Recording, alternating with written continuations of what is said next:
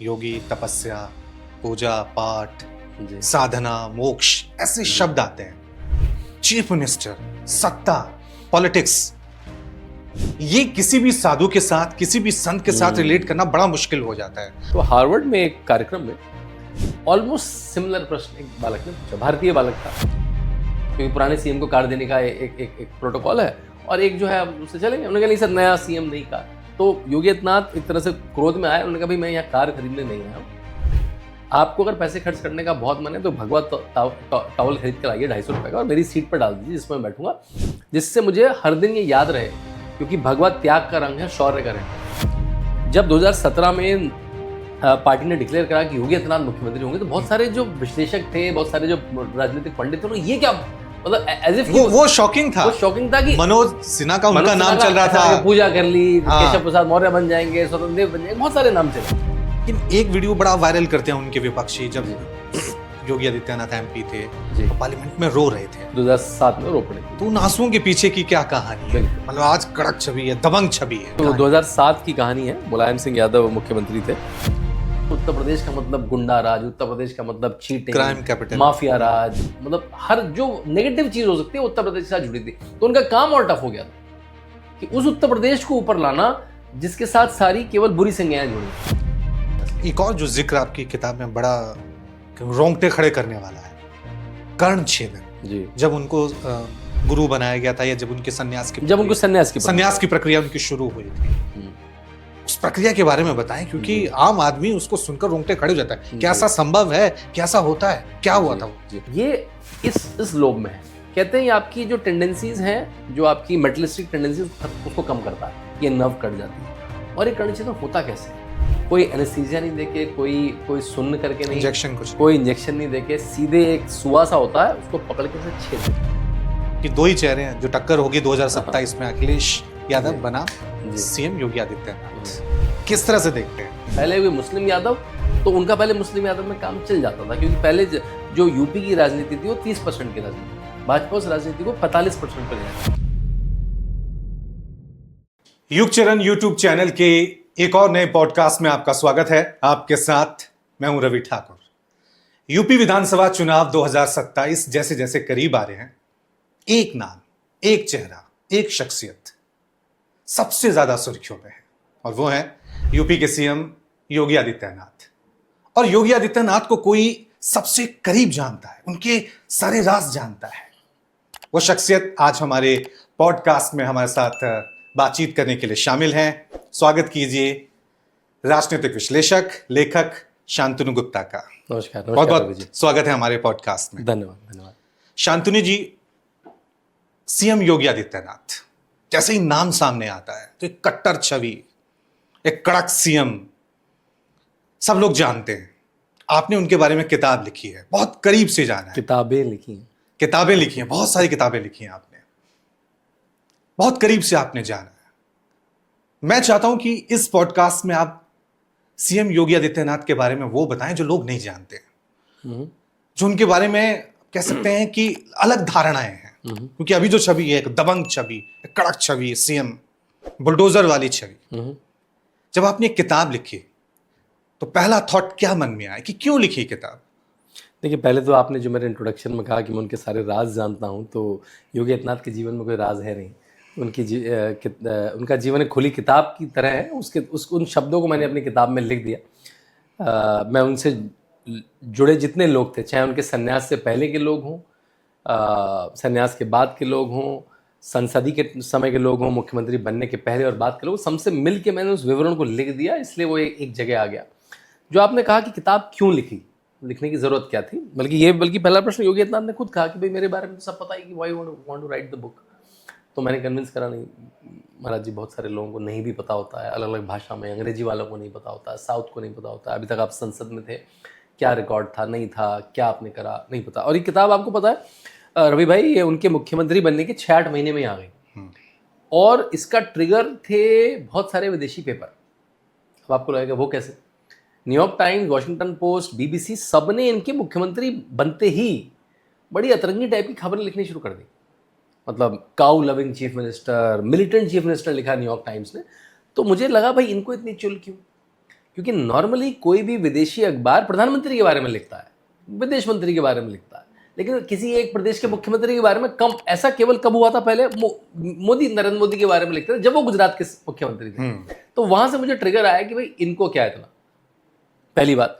दूसरा, 2017 के जब चुनाव चल रहे थे तो मेरी उत्तर प्रदेश में एक और बुक आई थी, और उसके लिए मैं अलग अलग जगह जा रहा था, तो मुझे 2-3 बार योगी आदित्यनाथ की रैली भाषण को सीधे सुनने का मौका मिला, और उससे थोड़ा इंट्रीग होकर, प्रभावित होकर मैं मठ गया, और मठ में मैंने उनको कंडक्ट करते हुए देखा, बिल्कुल एक कॉमनर की तरह, मैं कोई पत्रकार की तरह, लेखक की तरह नहीं गया उसको। और ये सब मैं सोच में था ही कि योगी आदित्यनाथ मुख्यमंत्री बन गए, तो मुझे लगा अब तो मेरे पूरे विवरण को, मेरी रिसर्च को एक फेज भी मिल गया, है ना। तभी तो जो टाइटल है the monk who became chief minister, मैं तो पहले मंक को ही जानता था, the monk who was a MP, was a member of parliament, लेकिन वो मंक जब चीफ मिनिस्टर बन गया तो मुझे लगा अब तो इस पर लिखा जाना चाहिए कि अब इतने विदेशी अखबार जब इतने कौतूहल में हैं, इतने आश्चर्य में हैं, उनको काउ लविंग से लेकर मिलिटेंट ऐसे नाम दे रहे, तो उनके बारे में लिखा, और वो फिर लिख के आया, वो इतने बड़े विवरण में आया। फिर दूसरी किताब आई, फिर तीसरी किताब आई, और इस पर मूवी आई एक, Ajay the untold story of Yogi. तो बाकी आप जो जो पूछेंगे बताएंगे। सबसे पहला सवाल जो जहन में आता है सीएम योगी आदित्यनाथ, योगी, तपस्या, पूजा पाठ, साधना, मोक्ष, ऐसे शब्द आते हैं। चीफ मिनिस्टर, सत्ता, पॉलिटिक्स, ये किसी भी साधु के साथ, किसी भी संत के साथ रिलेट करना बड़ा मुश्किल हो जाता है। और हमेशा आपने देखा होगा विपक्षी सवाल उठाते हैं कि भाई योगी जी तो वो तपस्या वाले मार्ग पे चले थे, ये कहाँ राजनीति वाले मार्ग में आ गए। तो इसे किस तरह से रिलेट करें? क्या किसी योगी को इस तरह से राजनीति में भाग लेना, फिर चीफ मिनिस्टर बनना, ये सही है? और ये क्या, ऐसी क्या घटना उनके जीवन में है, क्योंकि आपने तो उनको बहुत करीब से देखा हुआ, कि उनको राजनीति की तरफ ले गए? देखिए, बहुत अच्छा प्रश्न है। बल्कि मुझे याद है 2022 में मैं अपनी योगी आदित्यनाथ पर जो दूसरी किताब है the monk who transformed Uttar Pradesh, उसको देखे उसका एक बुक टूर करने अमेरिका गया था, और वहाँ पे कई बड़े बड़े कॉलेज में जाना हुआ। तो हार्वर्ड में एक कार्यक्रम में ऑलमोस्ट सिमिलर प्रश्न एक बालक ने पूछा, भारतीय बालक था, थोड़ा वामपंथी विचार का लगता था मुझे। उसने कहा एग्जैक्टली ऐसा ही प्रश्न आपके जैसा कि भाई वाई Yogi Adityanath is enjoying the fruits of politics, कि वो फ्रूट्स ऑफ पॉलिटिक्स को एंजॉय कर रहे हैं, उनको तो हिमालय में जाके कहीं तपस्या कहीं साधना करनी चाहिए थी। तो जो मेरा जवाब वही था, मैं फिर उसको दोहराऊंगा यहाँ पे। तो मैंने कहा देखिए, मैं इसके 2 उत्तर दूंगा। पहले तो योगी आदित्यनाथ का जो मानना है, और जो हमारी जो फिल्म है Ajay the untold story of Yogi, उसमें एक डायलॉग भी है बहुत सुंदर, और बहुत लोग सराहा है उस डायलॉग को। इनके गुरु जो परेश रावल बने हैं, उन्होंने कहा, जब योगी आदित्यनाथ ने खुद कहा कि मुझे राजनीति में मत ढकेलिए, अपने गुरुजी से, गुरुजी ने कहा कि भाई अब राजनीति में जाओ, तुमने मठ तो बहुत अच्छा, गुरुजी का आदेश हुआ, गुरुजी का आदेश हुआ कि भाई अब आपने मठ अच्छा संभाल लिया, अब राजनीति में जाओ। तो योगी आदित्यनाथ ने कहा कि भाई मुझे राजनीति से दूर रखिए, मुझे तो जनसेवा करनी है। तो जो गुरुजी का उत्तर है, राजनीति भी जनसेवा है। तो योगी आदित्यनाथ ने कहा कि भाई ऐसा लगता तो नहीं है, प्रतीत तो नहीं होता जैसा मैं राजनीति को देखता हूँ। आप एक एक्सेप्शन हो सकते हैं, आप मतलब मेरे गुरुजी, आप एक एक्सेप्शन हो सकते हैं, लेकिन जो मैं आसपास देखता हूँ उसमें तो मुझे छलावा, पद, लालसा, करप्शन वही दिखता है। तो उन्होंने कहा भाई यही तो जाके बदलना, अगर हर आदमी ये सोचता रहेगा तो फिर राजनीति को साफ कौन करेगा। इस मंशा से सुने कि राजनीति मठ के थ्रू समाज सेवा करते थे, गोरखपुर आसपास के जिलों की, वो एक छोटा लेवल है समाज सेवा करने का। राजनीति एक और बड़ा लेवल है, जब आप जनता दरबार या आपको पता है मठ कम से कम 40 इंस्टीट्यूशन चलाता है रवि भाई। उसमें स्कूल हैं, उसमें कॉलेज हैं, उसमें हॉस्पिटल हैं, उसमें नर्सिंग कॉलेज है, उसमें धर्मशाला है, ऐसे 40 बड़े इंस्टीट्यूशन चलाता है। गोरखनाथ मठ जो है, गोरक्षनाथ मठ, वो ऐसे 40 इंस्टीट्यूशन पिछले कई सालों से चलाता है। और योगी आदित्यनाथ इन सबको खुद चलाते थे, एक सीईओ की तरह। आप देखिए, घर में एक छोटी सी बर्थडे पार्टी होती है तो हम लोगों के हाथ पैर फूल जाते हैं। ऐसा स्कूल जिसमें 5000 बच्चे पढ़ते हैं, ऐसा कॉलेज जिसमें 5000 बच्चे पढ़ते हैं, ऐसा हॉस्पिटल जिसमें 400 बेड है, nursing college, modern medical college भी और आयुर्वेदिक मेडिकल कॉलेज भी, ये सब इंस्टीट्यूशन योगी आदित्यनाथ तब से चला रहे हैं जब से वो 22-24 साल के थे, और आज तक भी उसकी देखरेख करते हैं। आज तो उनके पास बड़ी जिम्मेदारी हो गई। तो समाज सेवा तो वो कर ही रहे थे, लेकिन जब आप लखनऊ में आते हैं तो पूरे 75 जिले में आप समाज सेवा कर सकते हैं। तो ये उनका भाव था, पहली बात। इसको मैंने 2 उदाहरण से वहाँ पर स्थापित भी किया। मैंने पूछा था कि आप लोग हार्वर्ड में पढ़ते हैं, पब्लिक पॉलिसी पढ़ते हैं, कैनेडी स्कूल में, आपको कोई ऐसी टेक्निक बताई गई कि आप एक सेल्फलेस, एक नॉन करप्ट नेता बना पाए? तो उन्होंने कहा नहीं सर, ये क्या सवाल हुआ। नहीं, सवाल यही है, ये जो मेरा सवाल था ये भी, कि अगर राजनीति में आना है जी, तो भाई आपको चालाकियां चलनी होगी, आपको सबसे बड़ी बात जनता के सामने झूठ बोलना होगा, सामने वाले की इतनी बुराई करनी होगी। वहां पे कोई योगी, कोई तपस्वी कोई महंत कैसे टिक पाएगा, ये अपने आप में बड़ा सवाल है। बिल्कुल, बिल्कुल, वो प्रैक्टिकल कैसे बिल्कुल। मैं इस पे आता हूँ, पहले मैं अपनी बात वाली पूरी करूँ। तो मैंने उनको कहा कि भाई योगी क्या ऐड कर सकता है, what value a Yogi specially add जो कोई और नहीं कर सकता। देखिए हमारे यहाँ तो राजऋषि का कॉन्सेप्ट बहुत पुराना है। हमारे यहाँ दशरथ को राजऋषि कहा जाता था। हमारे यहाँ जब लगा कि राजनीति में ऋषियों की जरूरत है तो चाणक्य राजनीति में कूदा है और उन्होंने एक राजा को बनाया। तो राजा या तो राजनीति में मदद करना या राजा का खुद ऋषि का खुद राजनीति में आ जाना। भारत में कोई नई परंपरा नहीं, भारत में पुरानी परंपरा है। कहा भी जाता था कि सन्यासी के पास शस्त्र भी है शास्त्र भी है, तो जहां उसको भाला चलाना है भाला भी चलाएगा, जहां उसको कलम चलानी है कलम भी चलाएगा। लेकिन जो मैं 2 उदाहरण मैंने दिए, मैंने कहा हार्वर्ड में कि भाई आपको कोई ऐसी टेक्निक पढ़ाई जाती है क्या एक सेल्फलेस नॉन करप्ट नेता बना पाए। मैंने कहा सर, उसने कहा ऐसा कोई टेक्निक तो होती नहीं है सर। कोई करप्शन करेगा तो लॉ एंड ऑर्डर उसे पकड़ेगा, कोई गड़बड़ करेगा तो उसे वो चुनाव में हार जाएगा, दूसरा आदमी जीतेगा। मैंने कहा भारत में तो टेक्निक है, भारत में संन्यास एक परंपरा है, भारत में राष्ट्रीय स्वयंसेवक संघ एक परंपरा है। उन्होंने कहा कैसे? मैंने कहा देखिए मैं आपको 2 दिन की वर्कशॉप में सेल्फलेसनेस नॉन करप्टनेस नहीं सिखा सकता, उसके लिए आपको उस जीवन को लंबा जीना पड़ेगा। सन्यास का वही जीवन है। आपको पता है रवि भाई कि हर सन्यासी भारत का अपना खुद का पिंडदान करता है। अभी सुनने में बड़ी अचरज वाली बात है, आप अपना जीते जी कैसे पिंडदान कर देंगे? आप तो अभी जीवित हैं, लेकिन वो किसका पिंडदान कर रहा है? सोचिए, वो अपनी पुरानी पहचान का पिंडदान कर रहा है कि अब मैं वो नहीं रहा, मैं अजय सिंह बिष्ट नहीं रहा, अजय सिंह बिष्ट अब मर चुका है, मेरे रिश्ते नाते सब मर चुके हैं, अब मैं योगी आदित्यनाथ हूं। सो मच सो कि भारतीय संविधान भी इसको स्थापित करता है। कैसे? अगर आप योगी आदित्यनाथ का पासपोर्ट देखेंगे, आधार कार्ड देखेंगे, कोई कागज देखेंगे या वोटर आईडी कार्ड देखेंगे, आजकल तो SIR की बड़ी बात है, तो उसमें फादर्स नेम में क्या होगा? क्या लगता है आपको? आनंद सिंह बिष्ट नहीं होगा, उनके पिताजी का बायोलॉजिकल फादर का नाम नहीं होगा, महंत अवैधनाथ का नाम होगा। और ऐसा ही बाबा रामदेव के में और किसी भी जो उनके गुरु हैं, अच्छा उनका नाम है पिता के नाम पिता का। और ऐसा, और ये भारतीय संविधान में मान्य भी है भाई, ये तो डॉक्यूमेंट है ना, इसमें आप कुछ भी अपने मन से नहीं लिख सकते ना। भारतीय संविधान में हर साधु जिसने संन्यास परंपरा से संन्यास लिया है वो अपने फादर्स नेम में अपने गुरु का नाम लिखता है, अपने बायोलॉजिकल फादर का नाम नहीं लिखता है। तो जिसने अपना पिंडदान कर दिया उससे बड़ा सेल्फलेसनेस क्या होगा? जिसने अपना परिवार को छोड़ दिया उससे बड़ा सेल्फलेसनेस क्या होगा?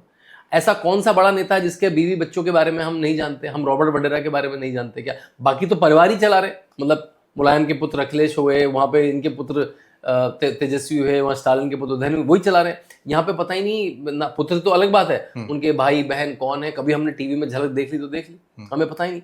तो ये जो सेल्फलेसनेस है ये आपको संन्यास के बड़े जीवन से ही आ सकता है। और पॉलिटिक्स में इसकी बहुत मेरिट है।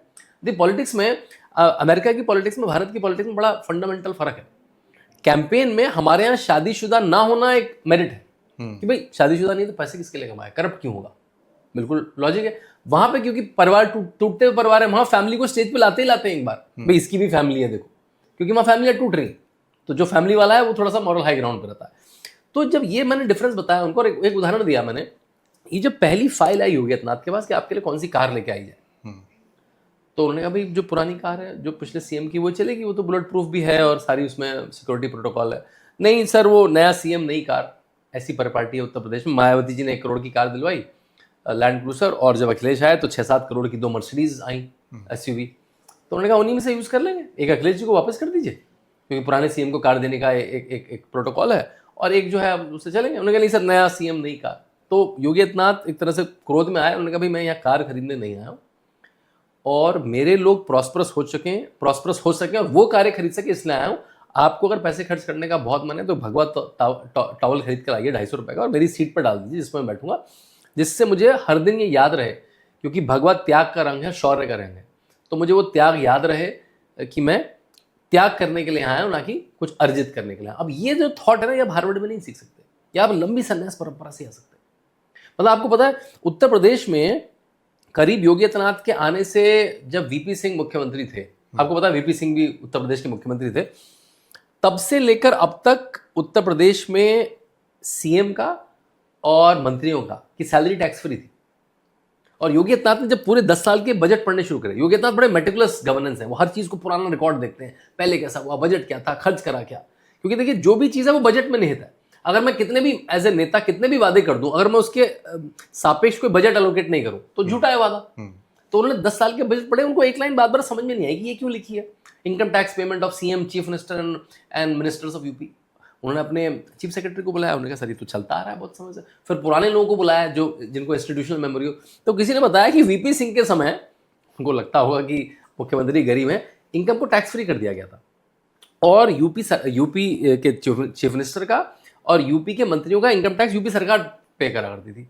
योगी आदित्यनाथ को फिर बड़ा क्रोध आया कि ये क्या तरीका है भाई, मैं टैक्स नहीं पे कर सकता, मेरा जो 4th क्लास एम्प्लॉई वो तो टैक्स पे कर रहा है, लेकिन मुख्यमंत्री टैक्स नहीं पे कर सकता। उन्होंने बस विद स्ट्राइक ऑफ पेन, वो जो 40 साल से परंपरा आ रही थी, और आपको जान के खुशी होगी आपके दर्शकों को कि पिछले 7-8 साल से उत्तर प्रदेश सरकार मुख्यमंत्री और मंत्रियों का टैक्स नहीं भरती। आप कहीं उनके, क्योंकि हमने देखा है अब योगी 2.0 2.0 जो भी बोलते हैं, तो पहला कार्यकाल और दूसरा कार्यकाल क्या फर्क महसूस करते हैं, क्योंकि अब तीसरी टर्म के लिए लड़ाई लड़नी है, तो क्या फर्क आया है? आप देख रहे हैं वो गोरखपुर में जो महंत थे योगी आदित्यनाथ, फिर सीएम बने, अब दूसरी बार सीएम बने जी, क्या फर्क देखते हैं अभी के योगी आदित्यनाथ और वो पुराने जो महंत गोरखपुर में थे उस योगी आदित्यनाथ में? देखिए कुछ चीज़ें तो उनकी वैसी की वैसी है ना, कुछ चीज़ों में उन्होंने बदलाव भी किया है। योगी आदित्यनाथ, जैसे हम लोग इंग्लिश में कहते हैं, क्विंटेसेंशियल स्टूडेंट है, मतलब सीखने वाली प्रवृत्ति के हैं। योगी आदित्यनाथ को ऐसा प्रशासनिक एक्सपीरियंस तो नहीं था, क्योंकि ना तो वो कभी भारत सरकार में मंत्री रहे, ना किसी उत्तर प्रदेश सरकार में मंत्री रहे, किसी भी सरकार में वो।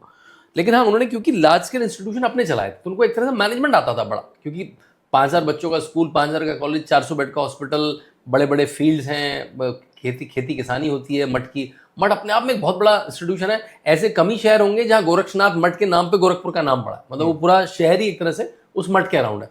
तो उनको एक बड़ी व्यवस्था चलाने का तो एक्सपीरियंस था, और क्योंकि वो पार्लियामेंट में थे 19 साल से, तो उनको लॉ मेकिंग का भी फर्क था। तो ये दोनों चीज़ें बड़े एडवांटेज में आई जो बहुत सारे लोगों ने डिस्काउंट करा। आपको याद होगा जब 2017 में पार्टी ने डिक्लेयर करा कि योगी आदित्यनाथ मुख्यमंत्री होंगे, तो बहुत सारे जो विश्लेषक थे, बहुत सारे जो राजनीतिक पंडित थे, ये क्या, मतलब एज इफ वो शॉकिंग था, वो शॉकिंग था कि मनोज सिन्हा का उनका नाम चल रहा था, पूजा कर ली, केशव प्रसाद मौर्य बन जाएंगे, स्वतंत्र देव बन जाएंगे, बहुत सारे नाम चले। मनोज सिन्हा को तो ऐसा आ गया कि पूजा करने चले, क्या पता वो वैसी पूजा करने गए हो लेकिन जो पॉलिटिकल पंडित थे, जो प्रो बीजेपी लोग थे, उन्होंने कहा ये क्या तरीका है, ये पंडित जी क्या चलाएंगे, तो घंटी वंटी बजाने वाला था। इनको उत्तर प्रदेश जैसा शासन जिसमें इतनी जातियां हैं, उसके ब्यूरोक्रेट भी फन्ने खा हैं, उसमें 24 करोड़ लोगों में, इतने 75 जिलों के बीच में कहाँ योगी आदित्यनाथ संभालेंगे, उनका तो कोई एक्सपीरियंस ही नहीं है। तो लेकिन लोगों ने डिस्काउंट कर दिया। ऐसा देश की राजनीति में, शायद विश्व की राजनीति में पहली बार हुआ कि जो व्यक्ति उस कंट्री की नेशनल पार्लियामेंट में 19 साल रहा हो, वो एक तरह से वापस जाना भी हो गया। भाई आप पहले स्टेट में रहते हैं, फिर पार्लियामेंट में जाते हैं, स्टेट पॉलिटिक्स में। उससे क्या फायदा हुआ, उनको लॉ मेकिंग का पूरा समझ थी, उनको कैसे स्कीमें बनती हैं, कैसे पैसा डिवॉल्व होता है स्टेट में, कैसे स्टेट्स रिक्वेस्ट करते हैं, तो क्या क्या पॉलिसी हैं, शिक्षा में क्या है, डिफेंस में क्या है, डिफेंस की तो स्टेट को नहीं जरूरत है, लेकिन लॉ एंड ऑर्डर में क्या है, शिक्षा में क्या है, स्वास्थ्य में क्या है, सड़कों में क्या है, इंफ्रास्ट्रक्चर में क्या है, अर्बन में क्या है, उसकी पूरी जानकारी थी, पहली बात। और लीगल उनको बहुत अच्छी समझ थी, अपने सारे इंस्टीट्यूशन चलाते थे, तो उनको खरीद फरोख्त की बड़ी समझ थी। ऐसा कई बार मीटिंगों में हुआ है कि इधर से कुछ आया प्रपोजल, तो योगी आदित्यनाथ ने कहा ये तो पीपीई किट हमने अपने हॉस्पिटल खरीदी, आप इतनी महंगी को दिखा रहे हैं, ये तो किताबें हमने खरीदी हैं, तो यूनिफॉर्म हमने खरीदी है। भाई 5000 बच्चों का स्कूल चलाना, 400 बेड का हॉस्पिटल चलाना कोई छोटी बात तो है नहीं, ह्यूज हॉस्पिटल है। तो उन्होंने जो भी विधाएं होती हैं, जो 30-40 बड़े डिपार्टमेंट होते हैं, उसका कुछ ना कुछ खुद करा हुआ था। एक बार मुझे याद है, एक मीटिंग में मुझे भी बैठने का मौका मिला, कुछ मीटिंगों में बात हुई कि यूपी में एयरपोर्ट बड़े कम है, और आपको पता है यूपी में हार्डली एयरपोर्ट थे, लखनऊ का एयरपोर्ट था, बनारस का एयरपोर्ट था, कभी कभी प्रयाग में फ्लाइट चला करती थी। अब तो 8 वर्किंग एयरपोर्ट्स हैं, जो बड़े एयरपोर्ट्स हैं। अब अगर सारे छोटे बड़े गिनिया तो 13-14 एयरपोर्ट हो गए उत्तर प्रदेश में। अब तो मुरादाबाद फ्लाइट से जा सकते हैं, बरेली फ्लाइट से जा सकते हैं। तो जब वो फ्लाइट की बात चली तो सबने कुछ कहा, किसी मंत्री ने कहा वहाँ हो सकता है, वहाँ एयरफोर्स वाला रनवे है, वहाँ ये है, फिर जो उनके सेक्रेटरी थे उसने कुछ कहा। फिर हर मीटिंग के क्लोजर में मुख्यमंत्री बोलते थे, जो परिपाटी भी होती है। जब मुख्यमंत्री ने बोलना शुरू करा तो सबका चेहरा देख रहा था मैं, वो कह रहे हैं हाँ वो टर्मैक तो है वो, लेकिन एयर ट्रैफिक कंट्रोल है, वहाँ शायद बोइंग नहीं उतर पाएगा। तो बोइंग, टर्मैक, ये सब बाबा जी को कैसे पता है? अब देन यू रियलाइज कि बाबा जी वाज इन एविएशन कमेटी। आपको पता है कि हर पार्लियामेंटेरियन स्टैंडिंग कमिटीज में रहता है, अलग तरह की कमेटी में रहता है, विदेश जाते हैं, अपोजिशन के लोग भी विदेश जाते हैं। वो अनुभव काम आया वहाँ, वो अनुभव काम आ रहा है, वो जोर का अनुभव है। और जोर का अनुभव कैसा है कि अगर आप, मैंने अपनी किताब में डॉक्यूमेंट भी करा है रवि भाई, अगर आप योगी आदित्यनाथ का 19 साल का पार्लियामेंट्री जीवन देखेंगे तो उसमें 80, 85, 90% अटेंडेंस है। मैं क्यों बोल रहा हूँ अटेंडेंस? जैसे अभी अखिलेश यादव की इस सदन में अटेंडेंस 30% है, अब तो वो भी सांसद हो गए। आपको पता है एक सांसद को 32 टिकट मिलते हैं, 32 एयर ट्रैवल मिलता है, दिल्ली में घर मिलता है, और सैलरी जो मिलती है उसमें आप केवल 30% अटेंडेंस। हमारे यहाँ तो फेलियर बोलता है ना, 33% के मतलब तो बच्चा भी फेल हो जाता है। मैं राहुल गांधी की अटेंडेंस देख रहा था, अब तो उनकी एलओपी बनने के बाद बढ़ गई है, पिछले जो टर्म में उनकी अटेंडेंस थी 20%, 25%, सब मिला के 30-40% अटेंडेंस थी। योगी आदित्यनाथ जब पार्लियामेंटर थे उनकी अटेंडेंस क्या है, 85%, 90%। जैसी पार्लियामेंट स्थगित होती है बाकी लोग कैंटीन में चले जाते हैं, सेंट्रल हॉल में गॉसिप करते हैं, ये क्या चले जाते हैं, लाइब्रेरी में चले जाते हैं, वहाँ पे किताबें इशू कराते हैं। वो कार्ल मार्क्स भी पढ़ रहे हैं, वो एडम स्मिथ भी पढ़ रहे हैं, हिंदी में पढ़ रहे हैं, वो सब पढ़ रहे हैं। तो योगी आदित्यनाथ का एंगेजमेंट क्या है, उनकी अटेंडेंस ज्यादा है, नंबर ऑफ क्वेश्चंस वो नेशनल एवरेज से ज्यादा पूछ रहे हैं, वो डिबेट्स में पार्टिसिपेट कर रहे हैं। वो प्राइवेट मेंबर बिल जो बहुत रेयर इंस्ट्रूमेंट है, फ्राइडे को आप प्राइवेट मेंबर बिल भी डाल सकते हैं, अगर आप सरकार में नहीं दिए तब भी आप बिल पेश कर सकते हैं, वो पेश कर रहे हैं। हालांकि जैसे आप पार्लियामेंट का आपने जिक्र किया, जी। क्योंकि अभी वो मुख्यमंत्री हैं स्टेट पॉलिटिक्स में जी। लेकिन एक वीडियो बड़ा वायरल करते हैं उनके विपक्षी, जब योगी आदित्यनाथ एमपी थे तो पार्लियामेंट में रो रहे थे, 2007 में रो पड़े थे। तो उन आंसुओं के पीछे की क्या कहानी है? मतलब आज कड़क छवि है, दबंग छवि है जी। वो रोते हुए जब योगी आदित्यनाथ को देखा तो लोग विश्वास नहीं कर रहे थे, और आज जो लोग जिन्होंने वो देखा नहीं है वो भी विश्वास नहीं करेंगे। तो वो आंसुओं के पीछे की 2007 की कहानी है। मुलायम सिंह यादव मुख्यमंत्री थे, उसके बाद मायावती बन गई थी, मुलायम सिंह यादव मुख्यमंत्री थे, और एक कुछ कांड हुआ था वहाँ पे गोरखपुर आजमगढ़ के बीच में, योगी आदित्यनाथ पे गोलीबारी हुई। आपको पता है योगी आदित्यनाथ पे ऑलमोस्ट 2 अटेम्प्ट हो चुके हैं, हमने दोनों फिल्म में दिखाए हैं, लोगों को पता भी नहीं है। एक बार तो मुख्तार अंसारी की तरफ से हुए थे, वो आजमगढ़ जा रहे थे तो उनको एक गाड़ी में पूरा हमला हो गया था, उस गाड़ी में होते तो योगी आदित्यनाथ शायद बचे भी ना होते हमारे बीच आज। वो उन्होंने गाड़ी उनकी स्वैप हो गई और दूसरी गाड़ी में मिलकर निकल गए, और उसके बाद उन्हीं को फंसा लिया गया, उनको अरेस्ट कर लिया गया, कुछ दिन के लिए अरेस्ट किया गया, और साथ में उनके हिंदू युवा वाहिनी के 400-500 कार्यकर्ताओं को अरेस्ट कर लिया गया, और अरेस्ट भी ऐसे करा गया, उन पर रासुका लगा दी गई, सब एनएसए लगा दिया गया सब पे, और सबको केस अलग अलग जिले पे लगा दिए गए, क्योंकि अलग जिले से लगाने से क्या होगा, उसको झांसी कोर्ट में जाना पड़ेगा, उसको आजमगढ़ की कोर्ट में जाना पड़ेगा, उसको बस्ती गोंडा बलरामपुर की कोर्ट में जाना पड़ेगा, तो और भाग दौड़ होगी, परेशान करने का तरीका था। तो योगी आदित्यनाथ ने देखा, मतलब हम एक नॉर्मल मूवमेंट चला रहे हैं, हम क्या चाह रहे हैं कि लोगों में जातिवाद की भावना ना हो, जो स्कीम से लोगों तक पहुंचते ना है, करप्शन ना हो, उसके लिए आप मेंबर ऑफ पार्लियामेंट को अरेस्ट कर दे रहे हो, उसके लोगों को अरेस्ट कर दे रहे हो। आप एसपी देखिए, अगर आपके साथ कुछ विवाद होता है आप क्या करेंगे, पुलिस में जाएंगे, अगर पुलिस आपकी नहीं सुनेगी तो क्या करेंगे आप परेशान ही हो सकते हैं, वो भी अपने लिए नहीं। वो जो 400 लोग को आपने पकड़ के रख लिया था, उनके माँ बाप, बल्कि उन दिनों उन सारे 400 घरों की व्यवस्था मठ चलाता था। उन्होंने कहा भाई सबको वकील लगाओ, सबको बेल दिलवाओ, जिससे सब घर पहुंचे और सबके घर की व्यवस्था हो। ये जो 400-500 परिवार की जो कुंठा थी, जो दुख था, वो उनकी आंखों से झलका। तो ये दिखता है कि कितने वो सेंसिटिव व्यक्ति हैं, अपने लोगों के लिए कितने सेंसिटिव हैं। मैं अपनी बात बस पुरानी वाली खत्म कर लूं कि वो जो योगी आदित्यनाथ हैं, जो लाइब्रेरी भी जा रहे हैं, जिनकी 90% अटेंडेंस है, जो क्वेश्चन पूछ रहे हैं, जो पार्लियामेंट में डिबेट कर रहे हैं, जो प्राइवेट मेंबर बिल कर रहे हैं, वो योगी आदित्यनाथ जब चीफ मिनिस्टर बनते हैं तो उनको बदलाव तो लाना पड़ता है अपने आप में, क्योंकि एक तरह की डेली प्रक्रिया है। मठ में वो सुबह 5 बजे उठते हैं, एक प्रक्रिया करते हैं, उठते तो अभी भी इतने बजे हैं। यहाँ पे वो गौशाला नहीं है, जो गौशाला के बहुत प्रेमी है, वो जनता दरबार वो यहाँ से उठा के यहाँ पे भी लिया है, यहाँ पे भी जनता दरबार होता है अब लखनऊ में, यहाँ पे गोरखपुर में उनकी टीम लेती है जनता दरबार, और उसके बाद उनका 7-7:30 बजे से काम शुरू हो जाता है। धीरे धीरे उन्होंने एडजस्टमेंट करे, उनको सरकारी टर्म और अच्छे समझ में आई, किससे मिलना है किससे नहीं मिलना, जब क्षेत्रों में जाना है तो क्या क्या करना है क्या क्या नहीं करना, जो उन्होंने पहले नहीं करा था। तो हर पॉलिटिशियन अपना अडैप्ट करता है। यही क्वेश्चन ऐड कर दूं, योगी आदित्यनाथ दूसरे सीएम से कैसे अलग है? क्योंकि वो योगी भी हैं, महंत भी हैं, अपना एक दिनचर्या होती होगी, पूजा पाठ, उसको भी संभालना है, तो वो दोनों साथ साथ हो पाते हैं? वो कैसे कॉम्बिनेशन होता है? एक तो ना योगी आदित्यनाथ के पास समय बहुत ज़्यादा है। समय बहुत ज़्यादा कैसे है? क्योंकि वो 3:30-4 बजे उठ जाते हैं। उन्होंने अभी एक जोक भी मारा था योगी आदित्यनाथ ने खुद, कि जब तक मैं 3-4 जिलों का दौरा करके वापस लखनऊ पहुंचता हूं तब तक तो मेरे विरोधी सो के भी नहीं उठते हैं। और क्योंकि अखिलेश यादव के बारे में प्रख्यात है कि वो 12-12 बजे सो के उठते हैं। उनके कुछ ऑफिसर ने एक बार कहा था कि वो तो 12 बजे सो के उठते हैं, सुबह कभी स्विमिंग पूल में रहते हैं, कभी बैडमिंटन खेल रहे होते हैं। चीफ मिनिस्टर के टाइम पे लोग बताते थे कि वो हार्डली ऑफिस आते थे, जो उनका 5 KD का ऑफिस था वहाँ भी नहीं आते थे, वहाँ भी अंदर अपने लिविंग रूम से मीटिंग लिया करते थे, ऐसा उनके कुछ अधिकारियों ने कहा है। तो एक तो उनका समय बहुत है, तो जो अनुशासन होता है वो आपका समय बहुत लंबा कर देता है। कि वो 7 बजे से, मुझे याद है कुछ अधिकारियों ने बताया कि 7-7:30 बजे तो पहला कॉल आना शुरू हो जाता है।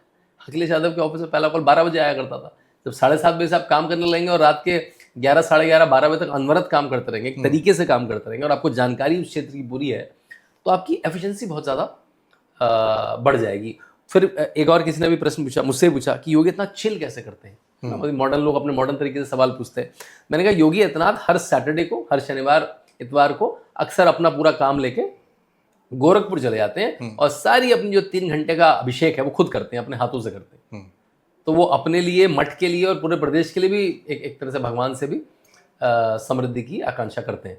तो आपका देखिए मुख्यमंत्री अगर दोनों काम कर पाए तो और अच्छा है कि वही आपके लिए काम भी कर रहा है, वही आपके लिए भगवान से पूजा भी कर रहा है। तो वो अपनी पूजा पाठ की प्रक्रिया भी पूरी कर लेते हैं सुबह उठ के, और हर शनिवार इतवार को, और शनिवार इतवार को पूर्वांचल के सारे चीज़ें भी निपटा लेते हैं कि वो वहाँ के जितने दौरे हैं पूर्वांचल के वो कर लेते हैं। तो एक तरह से 2 पावर सेंटर भी बन जाते हैं। थोड़ा आपको गोरखपुर में भी दिखेगा और ऐसा आपको दिखेगा जैसे आपको एक छोटा पीएमओ आपको बनारस में भी दिखेगा। तो प्रधानमंत्री भी देखो, आपने किसी प्रधानमंत्री को अपनी कॉन्स्टिट्यूंसी में इतनी बार जाके देखा है, आप तो काउंट फोड़ना भूल गए। हम कहते थे 30 बार हो गए, 40 बार हो गए, 40-45 बार प्रधानमंत्री जा चुके हैं पिछले 11 साल में बनारस। ऐसा कौन प्रधानमंत्री होगा? एक सवाल और ऐड कर दूं यहीं पे जी, क्योंकि अब थोड़ा सा वो कंपैरिजन भी शुरू हो जाता है।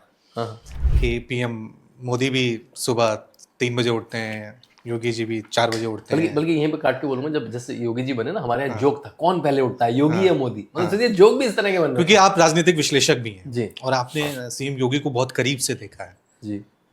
दोनों की कार्यप्रणाली में क्या फर्क आपको नजर आता है? क्या सिमिलैरिटीज नजर आती हैं और क्या फर्क है? बिल्कुल इसी एग्जैक्ट टॉपिक पे मैंने इंडियन एक्सप्रेस में बड़ा लेख लिखा था, बड़ा चर्चित हुआ था योगी जी के आने के कुछ महीने बाद। For Yogi the Modi model, मतलब योगी मोदी से क्या सीख सकते हैं। तो जैसे कुछ तो सिमिलैरिटीज है कि दोनों बहुत ही डिसिप्लिन लाइफस्टाइल जीते हैं, पता ही है आपको। दोनों अविवाहित हैं, मतलब मोदी जी की शादी हुई है लेकिन हाँ वो all practical purposes he is unmarried, right. तो दोनों एक संत की तरह का जीवन जीते हैं। तो दोनों के आगे पीछे कोई नहीं, और डिसिप्लिन जो है, दोनों सुपरली पॉपुलर है। दोनों जहां खड़े हुए हैं लाखों की भीड़ लग जाती है। पहली बात जो डिफरेंस है वो ये फॉलोइंग है। जैसे मोदी जी एक पार्टी कैडर के बैकग्राउंड से आते हैं, मोदी जी संघ के बैकग्राउंड से भी आते हैं और पार्टी कैडर के बैकग्राउंड से आते हैं। संघ के बैकग्राउंड से तो मोदी जी, योगी जी भी आते हैं, लेकिन पार्टी कैडर के बैकग्राउंड से नहीं आते। कैसे?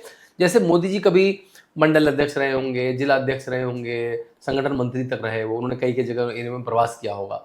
योगी जी गोरखपुर गए, वहां से पहली बार एमपी बने। लेकिन हाँ, योगी जी क्योंकि जो नाथ पंथ का मठ है, जो नाथ पंथ की परंपरा है, उसके मठ आपको नेपाल में मिलेंगे, अफगानिस्तान में मिलेंगे, राजस्थान में मिलेंगे, मध्य प्रदेश में मिलेंगे। मैं कर्नाटक में गया था, वहां पे एक बहुत बड़ा मठ था उडुपी मैंगलोर के पास।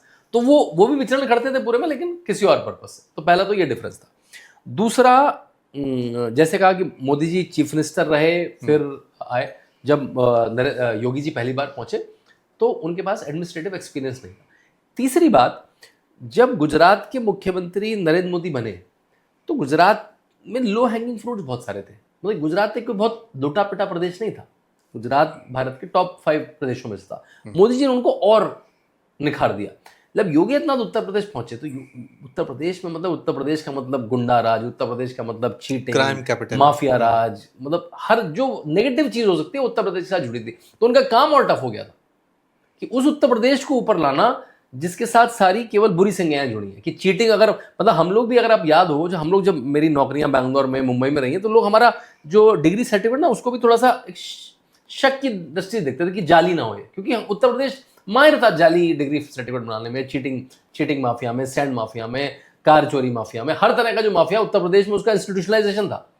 और मुलायम सिंह यादव, लालू प्रसाद यादव की सरकारों ने बिहार और यूपी में यही करा है कि गुंडा राज को ही राज बना दिया। तभी आपको अतीक अहमद और मुख्तार अंसारी लोग, ऐसे लोग जिनको जेलों की सलाखों के पीछे होना चाहिए था या ऊपर होना चाहिए था, वो विधानसभा और लोकसभा में पहुंचा दिया उन लोगों को। तो उसको जब टॉपल करना पड़ा तो वहां पे आपको बड़ा चैलेंज था, बड़ा चैलेंज था उनके पास। तो ये कुछ डिफरेंसेस रहे।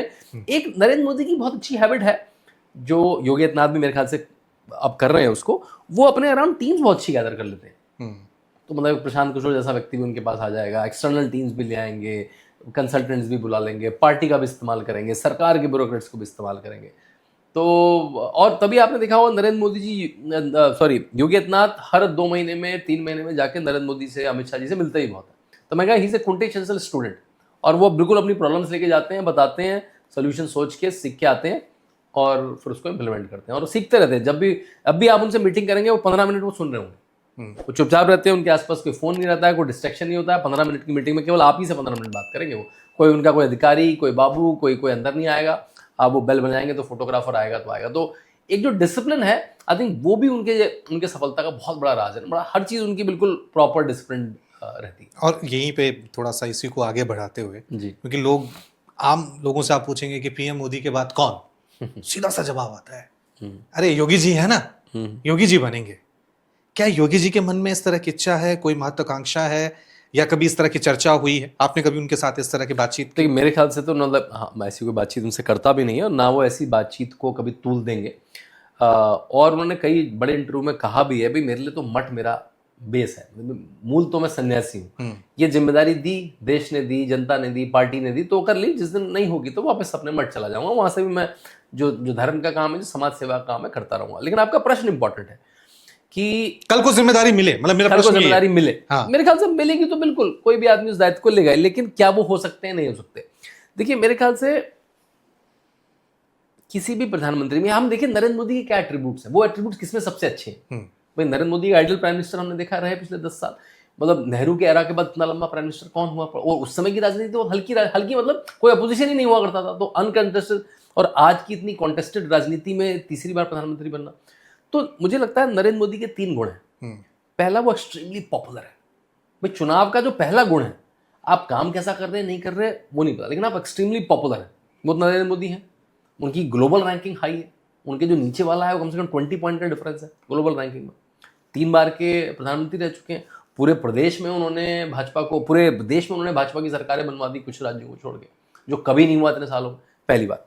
दूसरा, उनको पार्टी मतलब चुनाव जीतना आता है उनको, और तीसरा उनको सरकार चलानी आती है, वो उनको मुख्यमंत्री, क्योंकि वो मुख्यमंत्री रहे। ये 3 एलिमेंट, और जब वो बने, आज वो 75 के, तब वो करीब 65 की उम्र के थे, मतलब एज भी उनकी साइड में थी, उनके पास 10-15 साल का रन था।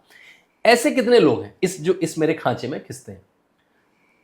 मैंने आपको 3 बताया, जो पॉपुलर हो, जिसको चुनाव जीतना आता है, जिसको सरकार चलानी आती है। क्योंकि आपको चुनाव जीत के बाद करना क्या है, सरकार ही चलानी है, और सरकार चलाना बोरिंग काम है। चुनाव तो वो तीनों वहां ब्लू टिक है वहां पे। हाँ, वो चुनाव तो एक काम है जिसमें आप थोड़ा सा मतलब थोड़ा लार्जर देन लाइफ काम है, लेकिन सरकार चलाना तो बोरिंग काम है ना, एक कंपनी चलाने जैसा है, एक फैक्ट्री चलाने जैसा है, एक संस्था चलाने जैसा है।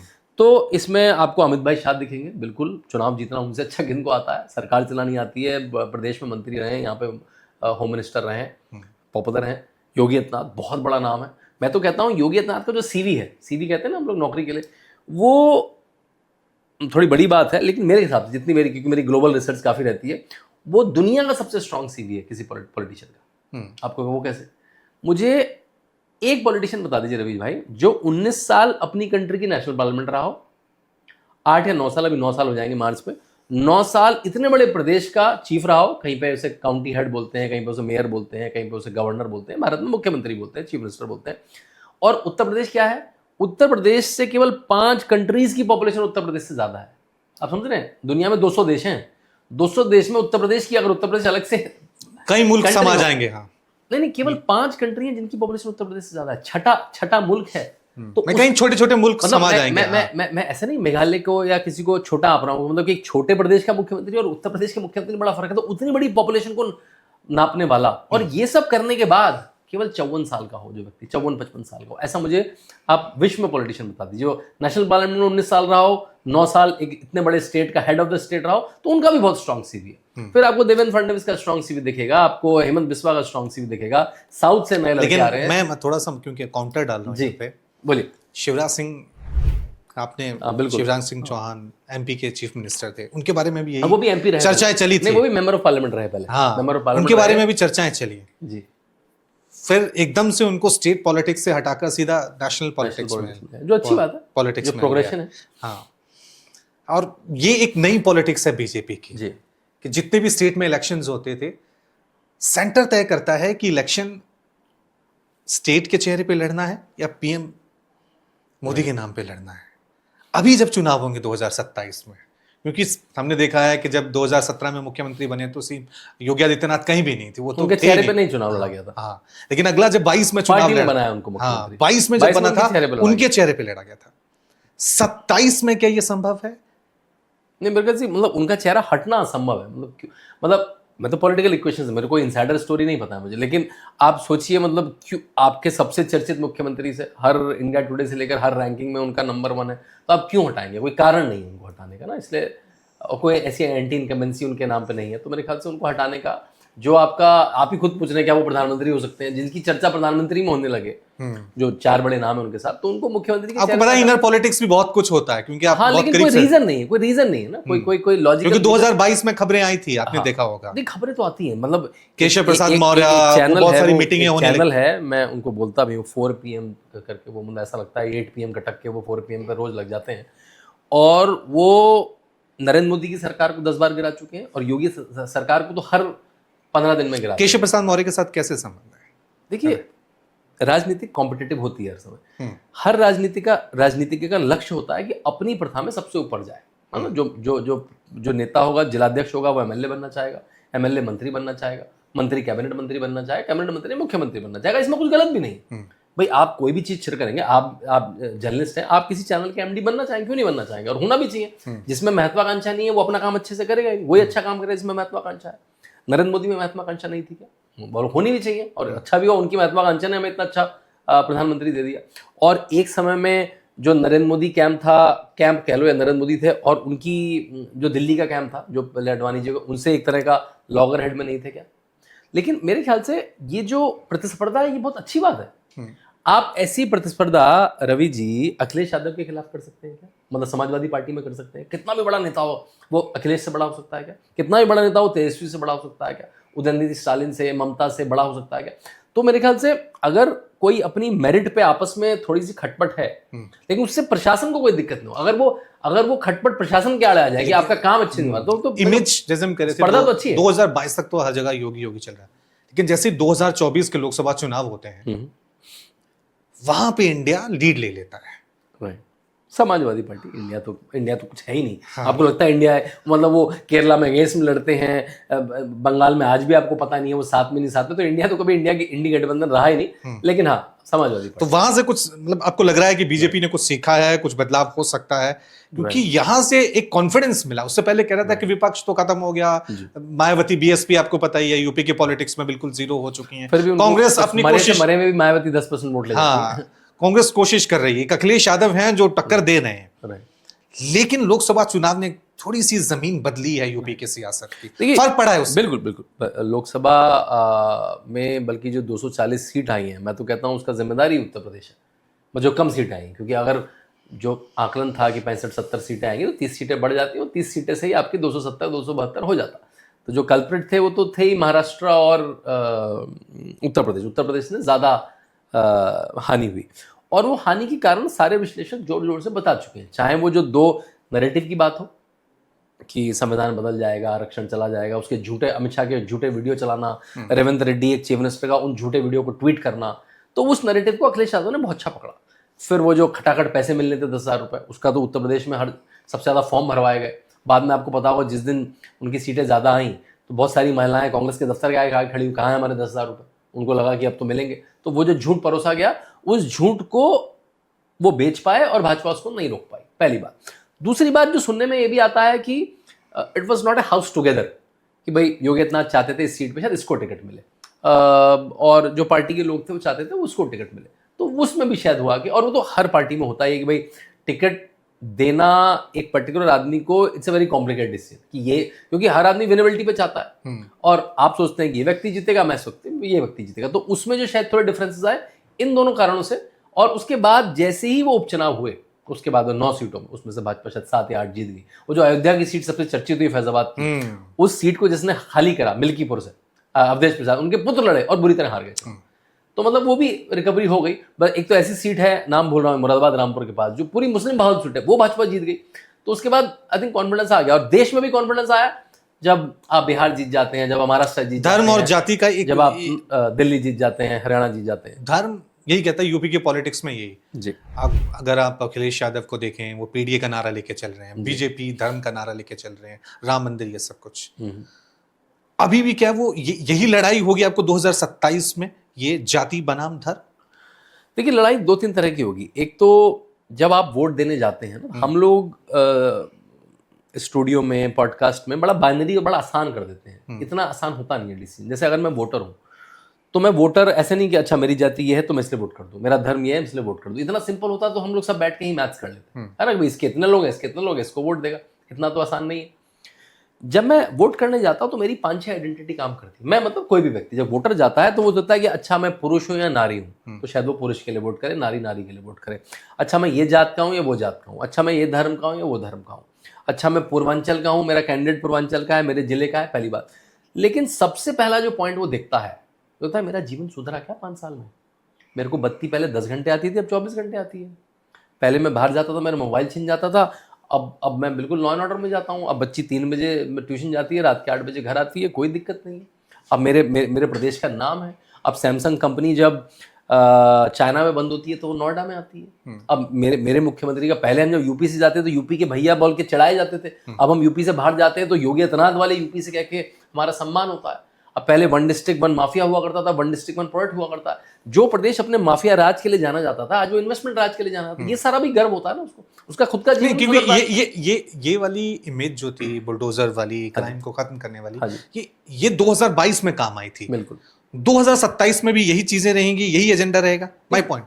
नहीं, और एजेंडा और प्लस प्लस प्लस प्लस मतलब अगर आपने याद हो 2022 के इलेक्शन के बाद जो पहले शुरुआती स्पीचेस थी योगी आदित्यनाथ की, उन्होंने कहा था कि जितनी भी स्कीम्स हैं, आपको पता होगा कि सेंट्रल गवर्नमेंट की जो 40 स्कीम है, बड़ी 40 स्कीम है, चाहे वो घर है, चाहे वो टॉयलेट है, चाहे वो शौचालय है, चाहे वो गैस है, चाहे वो डीबीटी है, किसान धन है, उसमें उत्तर प्रदेश नंबर 1 है। सेंट्रल नरेंद्र मोदी की स्कीमों को सबसे अच्छा इंप्लीमेंट भी योगी आदित्यनाथ ही कर रहे हैं, उनके मतलब जैसे कहते हैं ना हनुमान बन के।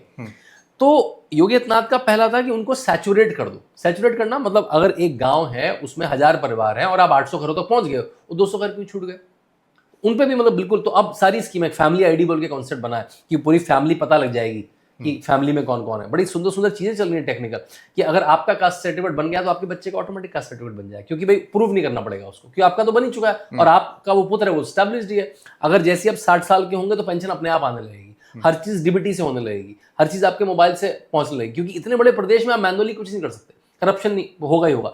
जैसे बहुत सुंदर बात है, 2000 रुपए या 1000 रुपए ड्रेस के लिए मिलते थे, अब वो डीबीटी होके खाते में चले जाते हैं, लोग अपने आप खरीद के ले जाते हैं। तो इस तरह के जो टेक्निकल चेंजेस हैं वो इतने बड़े राज्य में होते ही जा रहे हैं। हर दिन उत्तर प्रदेश में एक नया टेक्निकल सोल्यूशन निकल रहा है और वो लोगों का जीवन आसान करता रहेगा। हमें यहाँ बैठ के नहीं पता लगता, लोगों का जीवन आसान कर रहा है कि पहले वो राशन की लाइनों में लगा रहता था, वो थंब लगाता है। लखनऊ में बैठे बैठे योगी आदित्यनाथ को पता है किसने कितना राशन नोएडा में ले लिया, कितना बस्ती में। क्योंकि प्रेजेंट जो पॉलिटिक्स है अभी, चाहे बीजेपी की कहें या क्योंकि अब बीजेपी ही अब ज्यादातर प्रदेशों में है जी।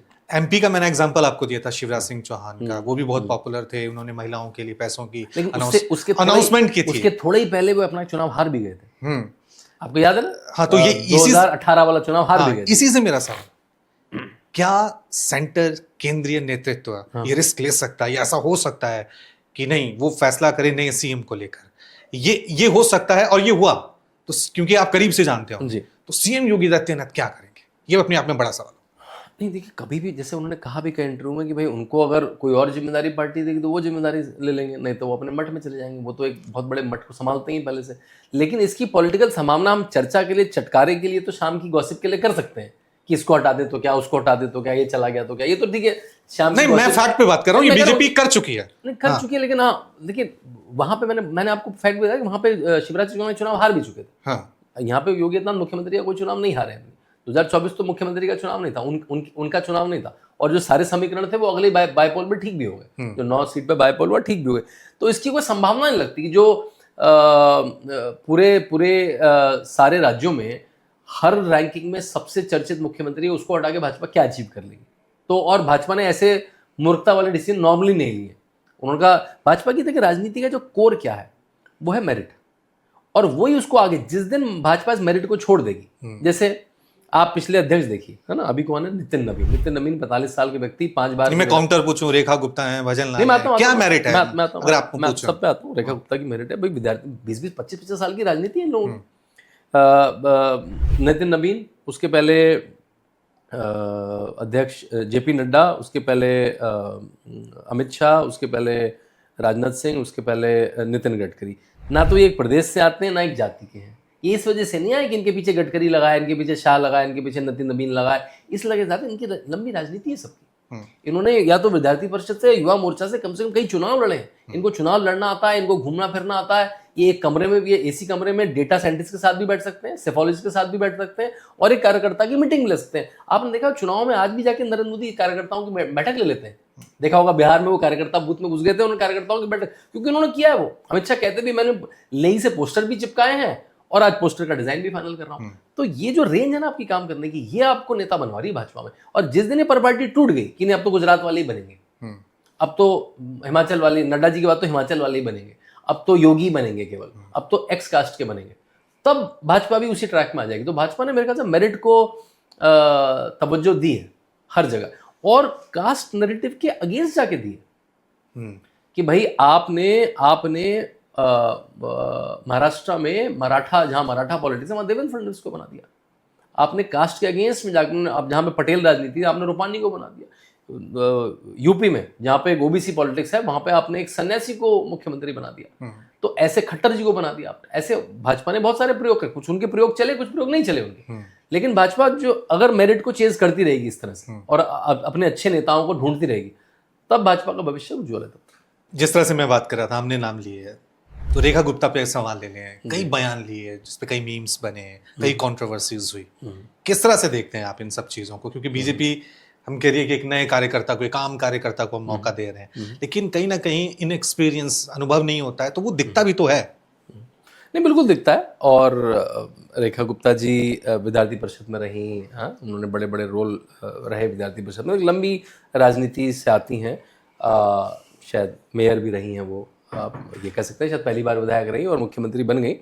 अच्छा महिला चेहरा है। देखिए, जब आप 24/7 कैमरे पर रहते हैं तो 10 बातों में से 2 बातें मुंह से गलत निकल सकती हैं, और जैसे जैसे वो बोलेंगी और सीखेंगी। लेकिन जितना वो फील्ड पे जा रही हैं, बाहर निकल रही हैं, चीज़ें आ रही हैं, और जिस तरह से दिल्ली मिस गवर्न थी 10 साल से, तो होता क्या है कि जब आप राजा बन जाते हैं तो अच्छा बुरा सब आपके सिर पे चढ़ता है। कुछ अच्छा होगा तभी वो रेखा गुप्ता जी को सहरा पहनाया जाएगा, कुछ बुरा होगा तो जो पुराने जो 10 साल के चीज़ें भी हैं वो भी उनके सिर पे आएंगे। अब बड़ी चीज़ उन्होंने मुहिम शुरू करी है, वो हर कोई तो दिन बताया उन्होंने, वो युवा लोगों से मिलेंगे और उनकी बातें सुनेंगे। ऐसा तो हम पुराने मुख्यमंत्री कभी किसी सेशन के लिए ओपन नहीं थे। तो मैं कहता थोड़ा समय देना चाहिए। इट्स टू अर्ली टू जज anyone in first year of her governance after dislodging a government जो 10 साल से थी, उसको डिसलॉज करने के बाद, या भाजपा ही जो करीब 20-25 साल से गायब थी, करीब 15 साल था शायद शीला जी का, 15 साल शीला जी का और 10 साल केजरीवाल का, 25 साल के बाद भाजपा आई है। उन्होंने अपना नया चेहरा दिया है, और कोई नया चेहरा ऐसा नया नहीं है जिसने दिल्ली की राजनीति देखी है, विद्यार्थी की राजनीति देखी है। दिल्ली में लाख तो विद्यार्थी हैं डीयू के, उनकी राजनीति देखी है, और मेयर रही है, म्यूनसिपल की राजनीति देखी है, उसके बाद वो बनी है।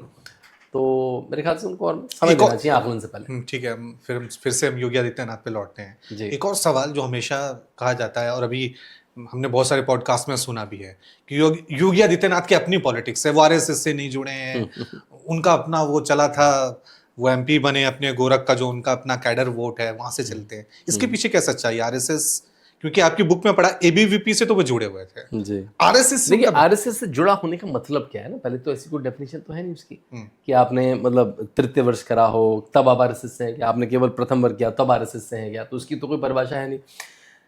बहुत सारे, जैसे धर्मेंद्र प्रधान जी कैसे आरएसएस जुड़े, क्योंकि वो एबीवीपी से रहे। जेपी नड्डा जी कैसे आरएसएस जुड़े, क्योंकि एबीवीपी से रहे। शिवराज चौहान जी कैसे आरएसएस, क्योंकि वो एबीवीपी से रहे। तो योगी आदित्यनाथ भी एबीवीपी से रहे। योगी आदित्यनाथ 8 साल से एबीवीपी में, एबीवीपी अपने सारे पोस्टरों में योगी आदित्यनाथ का फोटो लगाती है, जो भी यहाँ एबीवीपीएंस दिखाती है कि कौन से एबीवीपी के लोग बड़े पदों पर चले, उसमें योगी आदित्यनाथ का फोटो लगाती है। हाँ, जनता की जनरल नॉलेज में ये नहीं है, तो वो आप जैसे लोगों की जरूरत है कि बताएं कि भाई वो 3 साल जब कोटद्वार में अपनी बीएससी पढ़ रहे थे तो एबीवीपी में रहे, बिल्कुल सजग कार्यकर्ता थे। वहाँ के किसी भी आदमी से पूछ लीजिए, उनको पता है। बल्कि उन्होंने एक पहला चुनाव भी, अपना जीवन का एक चुनाव जो हारा है वहीं पे हारा है, वो चुनाव हार गए थे अपना विद्यार्थी जीवन का। अच्छा, कॉलेज में चुनाव लड़ा? हाँ, कॉलेज में चुनाव लड़ा था, जो हमने दिखाया भी है। कुछ चीटिंग वीटिंग हो गई थी चुनाव में, वो हार गए थे। और दूसरी बात, राम मंदिर का आंदोलन चला रवि भाई, हमें क्या लगता है राम मंदिर के आंदोलन के प्रणेता कौन थे? सबके मुंह से नाम लगेगा अशोक सिंघल जी, लेकिन अशोक सिंघल जी का कहना था कि किसी संत को ही कमेटी का हेड होना चाहिए। उस करीब 4 या 5 अलग अलग नाम से कमेटी बनी, राम मंदिर न्यास कमेटी, राम मंदिर निर्माण कमेटी, है ना, ऐसे अलग अलग कमेटी बनी। 4-5 कमेटी के अध्यक्ष कौन थे? महंत अवैधनाथ, योगी आदित्यनाथ के गुरु। तो उनके यहाँ तो आप जब बातें सुनेंगे या लिटरेचर पढ़ेंगे कोई, तो राम मंदिर की बात ऐसी थी जैसे मतलब वही उनका मेन ऑब्जेक्टिव हो। तो गुरुजी कहते भी हैं जब संन्यास देने के लिए कि भाई मुझे राम मंदिर की मुहिम में लगना, तुम सांसदी देखो। और तीसरी बात, मजे की बात, सबसे मजे की बात है, उसे संयोग कहें, देवयोग कहें, कॉन्सिडेंस कहें या डिवाइन कॉन्फ्लुएंस कहें, योगी आदित्यनाथ और वैद्यनाथ मिलते कैसे हैं? राम मंदिर के मुद्दे पे। भाई ये तो 800-900 किलोमीटर दूर रह रहे। ये महंत अवधनाथ गोरक्षनाथ पीठ के मठ है, और ये एक कोटद्वार में उत्तराखंड में कॉलेज में पढ़ा, तभी उत्तर प्रदेश था पूरा। राम मंदिर का मूवमेंट होता है 91-92 के टाइम में। महंत अवधनाथ को काम मिलता है कॉलेज जाके जरा बच्चों में जोश जगाया जाए, उनको बताया जाए राम मंदिर का मुद्दा क्या हो, क्या रहा है, कोर्ट केस में क्या चल रहा है। ये लैंड अप करते हैं कोटद्वार में, और ये संयोजक समिति में अजय सिंह बिष्ट मतलब योगी आदित्यनाथ रहते हैं, और इन दोनों की आपस में बात होती है। अब ये कितना प्यारा कॉन्सिडेंस है कि राम मंदिर के मुद्दे पे मिले, और दोनों आपस में, दोनों का ऐसा लगातार कि 3-4 बार की मुलाकातें हुई। उन्होंने अपनी बीएससी तो पूरी कर ली, एमएससी करने गए तो एमएससी बीच में छोड़ के आके संन्यास ले लिया। ये बहुत सारे कम लोगों को पता होगा कि योगी आदित्यनाथ बीएससी साइंस के स्टूडेंट है, गणित के स्टूडेंट, गणित मतलब बीएससी में तो सारे सब्जेक्ट होते हैं। एमएससी उनकी मैथ्स में थी, और एमएससी भी उन्होंने ऑलमोस्ट पूरी कर ली थी, ऐसे उन्होंने 2 महीने में छोड़ दी। उनकी 1-1.5 साल की उनकी छवि ये है कि नहीं वो योगी आदित्यनाथ है। तो ये थोड़ा सा मैं बताना चाहूंगा, एक बीएससी स्टूडेंट, आपकी बुक में मैंने देखा किताबें, योगी आदित्यनाथ गिटार, योगी आदित्यनाथ गिटार नहीं है, मतलब अजय बिष्ट कहेंगे उस वक्त, अजय सिंह बिष्ट जो है वो गिटार बजा रहे हैं, चश्मा लगा रहे हैं। गिटार वो नहीं बजा रहे हैं, शायद उनके सहपाठी बजा रहे हैं। ये योगी आदित्यनाथ है बैंडाना पहन के, ये योगी आदित्यनाथ ने गॉगल्स लगा के, और योगी आदित्यनाथ गॉगल अभी भी लगाते हैं, वही में यानी पुराना शौक है वो। लेकिन उनके साथ के लोग हैट भी पहने हैं, गिटार भी लगा के, मतलब वो एक नॉर्मल युवा जो कॉलेज का 90s का हुआ करता था वैसे थे। वहां से क्या हुआ कि सवाल ये संन्यास, क्योंकि संन्यास लेने को बहुत सारी भावनाएं होती, एक कि मुझे वैराग्य भाव आ गया, मुझे इस दुनिया से कुछ लेना नहीं है, किसी की जन कल्याण की होती है। ये संन्यास मन में ख्याल कैसे आया, ये भावना कैसे जागृत हुई? देखिए, ये तो योगी आदित्यनाथ कभी चर्चा भी नहीं करते हैं, और ऐसा कहते हैं कि सन्यासियों को आपको पोक भी नहीं करना चाहिए उनके पूर्व जीवन को सोचने के लिए, क्योंकि जिस जीवन का, बल्कि मैं साउथ में एक बार एक आश्रम में था, वहां तो एक सन्यासी थोड़ा बुरा मान गया किसी से कि भैया मेरे सन्यास के पूर्व जीवन के बारे में, क्योंकि उसका आपने पिंडदान कर दिया है, तो वो अच्छा भी नहीं माना जाता है कि आप सन्यास के जीवन के बारे में पूछो। लेकिन जो मुझे हिंट्स मिलते हैं, जो बातें होती हैं कि उनके जीवन में जो भी अन्याय होता गया है ना, उनके घर में बस चलती थी, वहां पर कुछ विवाद हुआ तो जो सरकार थी, पुलिस थी, वो दूसरी साइड, मतलब जो अन्याय करता था उसकी साइड चली गई। इन्होंने कॉलेज में चुनाव लड़ा, किसी ने चीटिंग से चुनाव हरा दिया, और उन्होंने देखा कि एक बार कॉलरा से बहुत सारे लोग मर गए हैं, जो मृत व्यक्ति उसकी कोई लाश नहीं उठाने को रेडी है, तो उनको बड़ा अन्याय सा दिखता था समाज में। जब आपके साथ अन्याय हो रवि भाई, तो आप 3-4 स्टेप ले सकते हैं। जब किसी से अन्याय होता है, वो सुसाइड कर लेता है, वो डिप्रेशन में चला जाता है, वो दारू पीने लगता है, वो ड्रग्स करने लगता है, वो परेशान हो जाता है, बुझ जाता है। इन्होंने कहा मैं अन्याय के खिलाफ और बड़ी रेखा खींचूंगा और जन कल्याण की और बड़े काम करूंगा। और तभी मठ भी कौन सा चुना? गोरखनाथ मठ। गोरखनाथ मठ की पिछले 100 साल से ज्यादा की परंपरा है समाज सेवा की, और उसके लोगों के राजनीति में रहने की। महंत वैद्यनाथ भी थे, और महंत दिग्विजय नाथ, उनके गुरु, मतलब इनके दादा गुरु भी राजनीति में थे, वो भी एमपी थे। इनके जो गुरु थे वो तो 5 बार के एमएलए, 3 बार के एमपी थे। तो और समाज कल्याण का बड़ा काम था, दूर दूर तक, मतलब आजादी के आंदोलन से लेकर वहां पे जो गोरखा माने जाते थे, वो भी जो गोरखा हैं उनके भी जो इष्ट देव है वो गोरक्षनाथ जी। तो वो उसी मठ में पहुंचे जहां पे जन कल्याण के काम हुआ करते थे। किसी वो बिल्कुल जो प्योर ध्यान मग्न वाला, ध्यान प्रणाली वाला मठ होता है, वहां नहीं पहुंचे, वो जन सामाजिक काम वाले मठ में पहुंचे। तो उन दोनों के बीच क्या केमिस्ट्री हुई वो तो किसी को नहीं पता, लेकिन हाँ, जब भी अन्याय लगा उन्होंने, तो उसकी बड़ी रेखा खींचने के लिए उन्होंने संन्यास लिया, और जन कल्याण के लिए उन्होंने संन्यास लिया। एक और जो जिक्र आपकी किताब में बड़ा रोंगटे खड़े करने वाला है, कर्ण छेदन। जी, जब उनको गुरु बनाया गया था, या जब उनके सन्यास की प्रक्रिया उनकी शुरू हुई थी, उस प्रक्रिया के बारे में बताएं, क्योंकि आम आदमी उसको सुनकर रोंगटे खड़े हो जाता है। क्या ऐसा संभव है? क्या ऐसा होता है? क्या हुआ था वो? जी, देखिए, सन्यास की परंपरा के कुछ हैं कि भाई आप इस तरह का खाना खाएंगे, इस तरह का आपका जीवन चलेगा, आप इतने बजे उठेंगे, आप आपके पाठ ये किताबें आपको पठन करनी होगी। उन्होंने पूरी गुरुकुल की विद्या हासिल करी है, और उसमें केश हटाए गए उनको भगवा दस्त दिया गया। और जो नाथपंथी साधुओं का जो एक कहते हैं ट्रेडमार्क है, वो है कर्णफटे साधु। उनको कर्णफटे साधु भी बोलते हैं, या कानफटे साधु उनके। और जो कर्ण छेदन होता है वो यहाँ पे नहीं होता है जहाँ पे हम लोग, ये जो सॉफ्ट पार्ट है, ये जो बिल्कुल बीच कान का होता है ना, अगर आप योगी आदित्यनाथ का तस्वीर भी देखें, आप दिखा भी सकते हैं बड़ा करके, ये इस लोब में है। कहते हैं ये आपकी जो टेंडेंसीज हैं, जो आपकी मेटलिस्टिक टेंडेंसी, उसको कम करता है, ये नर्व कट जाती है। और ये कर्ण छेदन होता कैसे? कोई एनेस्थीसिया नहीं देके, कोई सुन्न करके नहीं, कोई इंजेक्शन नहीं देके, सीधे एक सुआ सा होता है, उसको पकड़ के से छेद देते हैं, और उसमें सरसों का तेल एंटीसेप्टिक की तरह डाल देते हैं। कोई दवाई नहीं, कोई एंटीसेप्टिक नहीं। 3 महीने, अगले 3 महीने गुरु शिष्य की सेवा करता है। ये केवल इसी परंपरा में, क्योंकि उसने इतना बड़ा वो लिया है। और जब ये हो रहा है, तो अब अगर आपने वो ज़्यादा किया तो कहते हैं अभी आपका शरीर तैयार नहीं है, अभी आपको शरीर से दर्द वर्द से बहुत मोह है। और ऐसा कहा जाता है, जो हमने फिल्म में भी दिखाया है, कई लोगों ने मुझे मठ में बताया कि योगी आदित्यनाथ का कर्ण भेदन गोरक्षनाथ पीठ के इतिहास में ऐसा था कि वो हिले भी नहीं। ऐसा लगता था कि वो मतलब उनका शरीर है नहीं है, उन्होंने या तो मन ऐसा बना रखा था, कठोर कर रखा था। और उस उम्र में देखिए 22-23 साल की उम्र में चंचल मन होता है, उतना आपको योग तपस्या नहीं होती है, तब उनका ऐसा उन्होंने बिहेव करा। और तभी गुरु ने आई थिंक उनको चुन लिया था कि भाई यही मेरा उत्तराधिकारी बनेगा। तो हाँ, वो मार्मिक प्रक्रिया है। मार्मिक तो कहना चाहिए, मतलब बड़ी करेजियस है, जिसमें बूता है, जिसमें कलेजा है, वही उसको पार कर सकता है। अब चलिए दोबारा से हम यूपी की सियासत में लौटते हैं। अखिलेश यादव, हाँ, क्योंकि दो ही चेहरे हैं, जो टक्कर होगी 2027 में, अखिलेश यादव बना सीएम योगी आदित्यनाथ। किस तरह से देखते हैं, बराबर की टक्कर होगी इस बार? कैसे अखिलेश यादव, क्योंकि कोशिश कर रहे हैं, उनका सीधा हथियार, उन्होंने सीधा हथियार अपना लिया है कि अगर बीजेपी धर्म के कार्ड से चलेगी, धर्म का अगर गेंद फेंकेगी तो हम जाति का शिक्षा लगाएंगे। नहीं, उनके पास कभी था भी नहीं ना कुछ, और उनकी तो राजनीति यही थी। पहले वो एमवाई थी, अब वो पीडीए हो गई है। पहले वो मुस्लिम यादव, तो उनका पहले मुस्लिम यादव में काम चल जाता था, क्योंकि पहले जो यूपी की राजनीति थी वो 30% की राजनीति थी। भाजपा उस राजनीति को 45% पर ले जा चुकी। मतलब क्या है इस बात का, जो 30% वोट ले क्योंकि पहले त्रिकोणीय मुकाबले होते थे, चौकोणीय मुकाबले होते थे, बसपा भी स्ट्रांग थी, थोड़ा कांग्रेस का भी प्रेजेंस था, भाजपा भी थी, तो वोट बढ़ जाता था। अब ऑलमोस्ट बाइपोलर हो गया भाजपा और समाजवादी पार्टी, क्योंकि जैसे आपने कहा कि बसपा श्रंक होती जा रही है, कांग्रेस तो नेग्लिजेंट है ना, 5% 6% वोट लेके आती है। तो जो 30% से 40% की लड़ाई है, तो अखिलेश यादव को समझ में आया कि हमें यादव के बियॉन्ड जाना पड़ेगा, क्योंकि यादव जो लड़ाई थी उत्तर प्रदेश में योगी आदित्यनाथ से पहले, तो यादव बनाम दलित थी।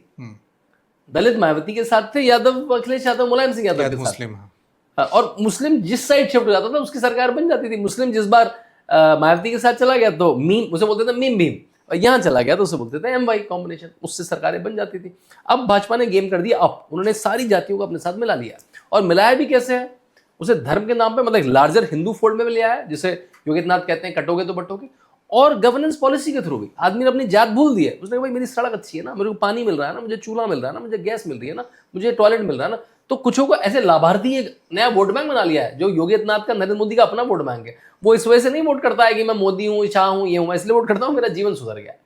दूसरा, भाई अखिलेश यादव अगर ये सुन रहे हो तो ये बता दें वो पीडीए का ए क्या है। वो ए पिछले 1 साल में 36 बार बदल चुका है। उन्होंने ए शुरू करा आदिवासी, आप पुराने उनके प्रवक्ताओं ने, फिर शायद किसी ने बताया सर अल्पसंख्यक कि आदिवासी का, सर यूपी में तो आदिवासी है ही नहीं, तो आपको फायदा नहीं होगा। फिर कहा अल्पसंख्यक, जब उस समय ये बहुत नाराज थे। कौन? आजम खान कहते थे भाई मैं जेल में गया, आपने मुझे बचाया नहीं, कुछ साथ नहीं खड़ा करा, तो फिर ये धीरे धीरे वो अल्पसंख्यक हो गया। अभी 20 दिन पहले जब आजम खान फिर से जेल चले गए तो वो आधी आबादी हो गया, मतलब महिलाएं हो गया वो। तो वो तो खेल रहे हैं, वो A for apple, B for ये, वो खेल रहे हैं। तो उनका पीडीए, उनकी बड़ी कन्वीनियंस की राजनीति है। जैसे वो एसआईआर में कह रहे थे एसआईआर चोरी है, अब कह रहे हैं एसआईआर में तो भाजपा का वोट कट रहा है। वो क्या बोलते हैं, मेरे तो उनका कोहेरेंस ही नहीं दिखता। देखिए अखिलेश यादव, लगता ऐसा है कि उनको लगता था खिलौना तो मेरे पास है, उनको लगता था मुख्यमंत्री पद खिलौना है, ये मेरे पास है, खिलौना किसी ने छीन लिया, चुनाव तो बस ऐसी है। जो बड़े बाप की औलादे होती है ना, उनके साथ ये कि मुझे ये मेरी परवरिश में मिला है, मतलब ये मुझे तो सत्ता में मिला है। अगर आप उनका घर देखें ना, विक्रमादित्य मार्ग पे जो उनका 40,000 स्क्वायर फुट का घर है, मतलब महल है, उसमें रहते हैं अखिलेश यादव। समाजवादी भी अलग टाइप के समाजवादी है। एक समाजवादी जो 40,000 स्क्वायर फीट के घर पर रहता है। आपको पता है अखिलेश यादव जो साइकिल राइड करते हैं वो मर्सिडीज की साइकिल है। अभी मैंने एक फोटो देखा, उसमें लोगो भी लगा था और उसकी प्राइसिंग है, मतलब 2.5-3 लाख की तो साइकिल चलाते हैं अखिलेश यादव। ये क्योंकि आप कह रहे हैं, लोग तो आपको कहेंगे कि आप सीएम योगी आदित्यनाथ के नजदीक हैं, आपने उनके बारे में किताब लिखी है, इसलिए आप योगी आदित्यनाथ की तारीफ करते हैं और अखिलेश के खिलाफ बोलते हैं। नहीं, ये फैक्ट है ना। अगर अखिलेश यादव मर्सिडीज की साइकिल ना चला तो बता दें, तो फोटो उन्होंने डाले, मैंने नहीं फोटो कोई मॉर्फ करके लगा दे, उनके फोटो डाले हुए मर्सिडीज की साइकिल चलाते हैं। वो जो घर है 40,000 स्क्वायर फीट का, उन्होंने अपने पर्चे में लिखा है कि मैं इतने बड़े घर में रहता हूँ, उसमें फोटो डाले हैं उसके करके पूरा सफेद।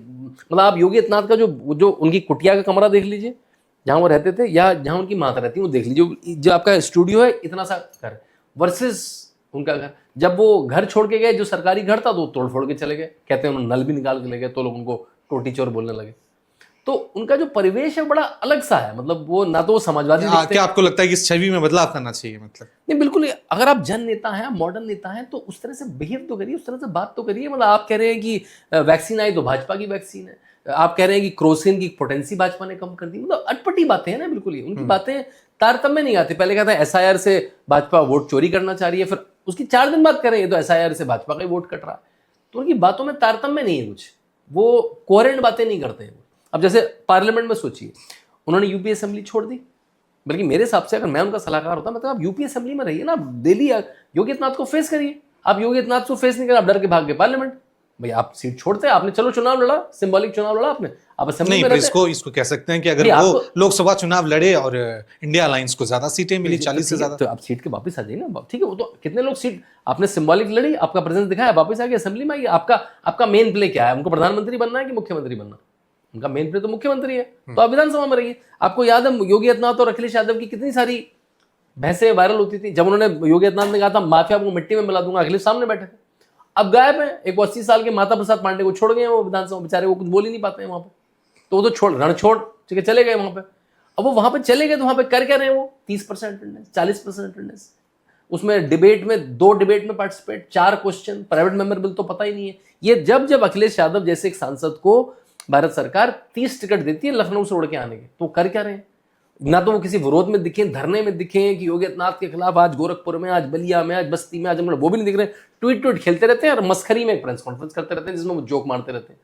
तो उनकी राजनीति मुझे सीरियसनेस नहीं दिखती है। उनके पास एडवांटेज क्या है? उनको एक कमिटेड वोट बैंक मिला हुआ, यादव तो मुझे वोट करेगा ही और मुसलमान मुझे। मायावती के बारे में क्या ख्याल है? क्यों इरेलीवेंट हो गई यूपी की पॉलिटिक्स पे? जैसे खत्म है, मतलब पहले होता था कि नहीं मायावती क्या करेंगी, उनका अपना एक बड़ा वोट बैंक है, वो बीजेपी ने कहते हैं उनसे छीन लिया, अखिलेश अब पीडीए के जरिए उसको वापस लेने की कोशिश कर रहे हैं।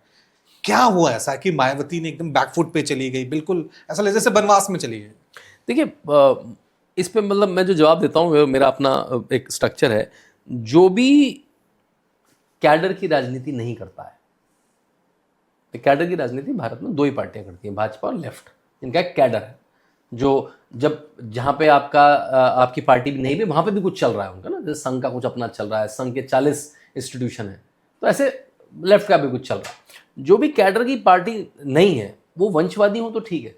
अब आपको सुनने में बड़ा अजीब लगेगा, अगर मायावती का विवाह हुआ होता, उनके पुत्र पुत्री होते, तो वो राजनीति को आगे बढ़ाते। और ये लोग क्यों वंशवादी लोग होते हैं, छोड़ना भी नहीं चाहते। तो मायावती जी ने कभी पास ऑन भी नहीं बैठन। एक वो उनका कोई पोता है, वो क्या नाम है उसका, मैं नाम बोल रहा हूँ, आनंद, आकाश आनंद कुछ है, उसको वो बनाती हैं अध्यक्ष, हटाती हैं। ऐसे 3 बार कर चुकी हैं वो कि आज से वो पार्टी का कोऑर्डिनेटर होगा, नहीं होगा, तो उस पर भी विश्वास नहीं हो पा रहा है उनको। और जब से मैंने एक तो देखा है, जब से वो गेस्ट हाउस कांड हुआ है, जो मायावती जी की राजनीति है वो स्पीच की राजनीति बन गई। आपने ध्यान दिया उस बात को? उसके बाद से या तो कोई बहुत गहरा डर उनके मन में बैठ गया। आपको पता है वो बड़ा विभत्स कांड था। नहीं, वो कांड था, उसके बाद सत्ता में आई है, चीफ मिनिस्टर बनी है, उसके बाद सत्ता में आई, लेकिन उनकी राजनीति बड़ी स्पीच वाली राजनीति हो गई। मतलब आम भाषा में लोग कहते हैं कि बीजेपी ने ईडी का डर दिखा के रखा है, इसलिए मायावती चुप रहती हैं।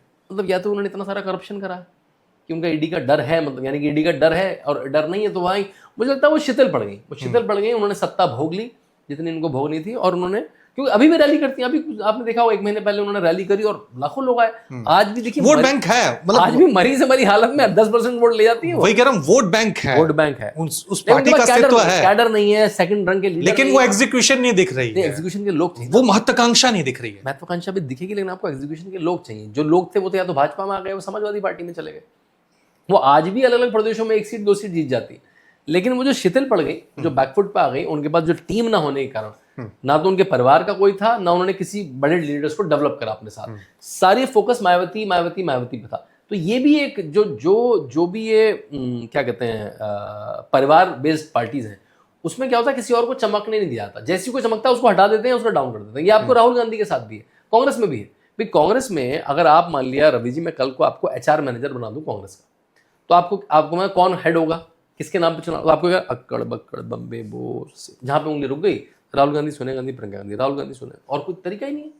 या फिर अब 2 बच्चे हो गए वो रेहान और क्या है वो लड़की से शादी कर रहा है बेग, वो 4-5 लोग उन्हीं के बीच में है। आप ये नहीं हो सकते सचिन पायलट को मैं बना दूं, आप ज्योतिरादित्य सिंधिया को बना दूं। अब खैर वो तो चले गए। आपको याद है 2018-19 में इंडिया टुडे के कवर पे था यंग टर्क्स ऑफ राहुल। उस यंग टर्क्स में 6-7 चेहरे थे, सचिन पायलट को छोड़ के सब कांग्रेस से बाहर। ये क्यों है? ये सेम अखिलेश यादव वाला फिनोमेना है। मतलब आप सीलिंग है, राहुल गांधी के ऊपर नहीं पहुंच सकते आप, अखिलेश यादव के ऊपर नहीं पहुंच सकते आप। तो ये जो सीलिंग है, ये पार्टी में मेरिट को कभी आने नहीं देगी, और मेरिट को नहीं आने देगी तो फिर आप उसी में घूमते रहेंगे। वही टैलेंट है आपका, उसी में जो आप कर सकते हैं कर सकते हैं। आपके पास कमिटेड वोट बैंक है, उसका लाभ उठा रहे हैं अखिलेश, वो उनको लाभ हर समय रहेगा। उनके पास एक मुस्लिम वोट बैंक है जो प्रियंका गांधी कोशिश कर रही हैं, लेकिन यूपी के पॉलिटिक्स में पिछली बार आई, लेडीज के लिए बहुत सारी, महिलाओं के लिए बहुत सारी अनाउंसमेंट की थी। अब कह रही हैं प्रशांत किशोर के साथ हो सकता है दोबारा एक बार फिर एक नई प्रियंका गांधी हमने, क्योंकि अभी पार्लियामेंट में नजर आ रही हैं, आक्रामक नजर आ रही हैं। प्रियंका गांधी की पॉलिटिक्स को कैसे देखते हैं? देखिए, जो आपने प्रश्न पूछा ना, उसमें बड़ा लोडेड प्रश्न है वो।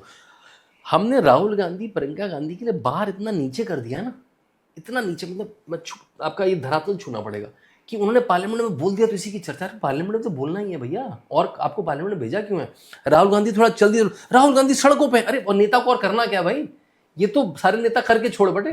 मतलब हमने इनके लिए बाहर इतना नीचे कर दिया ना कि कुछ भी कर दें थोड़ा सा, अरे राहुल गांधी ने ये कर दिया, राहुल गांधी ने स्पीच दे दिया। वो तो देनी है भाई बाप आपको। राहुल गांधी तो 30% प्रियंका, क्यों बोलना पड़ा प्रियंका गांधी को? क्योंकि सदन के बीचों बीच जब सदन चल रहा था तो राहुल गांधी मटर गश्ती कर रहे थे, वो विदेशों में घूम रहे थे, तो उनकी बहन को बोलना पड़ा। क्योंकि परिवार, वो भी किसी बड़े नेता को नहीं बुलाया कि भाई अगर किसी और ने बोल दिया तो वो चमक जाएगा। चमकना तो परिवार को ही है। सोनिया जी ज्यादा बोलती नहीं है, हिंदी भी नहीं साफ बोल पाती है, वैसे भी आजकल उनके स्वास्थ्य भी ठीक नहीं रहता, तो प्रियंका चमक गई। लेकिन ये चमकना नहीं होता ना। मतलब भाई आप देखिए, जब तक योगी आदित्यनाथ नहीं आया था, अमेठी का हाल देखते आप क्या था। ये तो आपको कम से कम मुलायम सिंह यादव ने, वो एक पुराने खांटी नेता तो थे, उन्होंने इटावा का एरिया तो कम से कम ठीक ठाक कर दिया। ये शायद अकेले ऐसा राजनीतिक परिवार होगा, आप चाहे देवगढ़ा की कॉन्स्टिट्यूंसी, किसी भी प्रधानमंत्री कॉन्स्टिट्यूंसी आगे देख ली, वो कम से कम चमकी भी होगी। नहीं, लेकिन अमेठी वापस ले ली, अमेठी जीत लिया उन्होंने, ठीक है। वो चुनाव, वो तो देखिए, वो चुनाव में तो था, वो उनके 2-3 झूठ चल गए, जो संविधान बदल जाएगा, रिजर्वेशन चला जाएगा, खटाखट 10,000 रुपये मिलेंगे, उसमें बहुत सारे लोग जीते, अवधेश प्रसाद भी जीते और अमेठी भी जीत गए, वो ठीक है। लेकिन अब अमेठी का हाल तो देखिए एक बार जाके, अब अमेठी का हाल देखिए। अमेठी को जिला बने हुए सालों हो गए। अमेठी में जो डीएम का कार्यालय आज योगी आदित्यनाथ ने बनवाया, रायबरेली का हाल देखिए, आपको लगेगा नहीं कि इसमें इतने सारे पीएम सीएम हुए। मतलब ये गांधी परिवार की कॉन्स्टिट्यूंसी है, उसको तो वो प्राइवेट पैसों से, सीएसआर के पैसों से चमका देते, लेकिन कुछ नहीं करा उनको। उनका कोई मन ही नहीं है, वो जाते ही नहीं है। जैसे मैंने आपको बताया, प्रधानमंत्री 50 बार बनारस जा चुके हैं। स्मृति ईरानी हार गई हैं तो अमेठी जाती रहती है, ये तो जीतने के बाद नहीं जाते। ये तो वायनाड नहीं जाते, वायनाड में जाए कह रहे हैं उत्तर प्रदेश के लोग तो बेवकूफ है, उनको समझ में नहीं आता, इसलिए मुझे हरा दिया जब पिछली बार। एक और आपकी बुक है, मैं देख रहा था यहाँ पे जी, ये Ramayana for for every entrepreneurs. जी, भगवान राम के बारे में हम हमेशा सुनते हैं, मर्यादा पुरुषोत्तम, योद्धा, जी, न्याय अन्याय, रामायण के बारे में। जी। ये बिजनेस एंटरप्रेन्योर, ये कैसे, अब ये क्या दृष्टिकोण है? क्योंकि ये वाली तो मैंने पढ़ी है, ये वाली नहीं पढ़ी।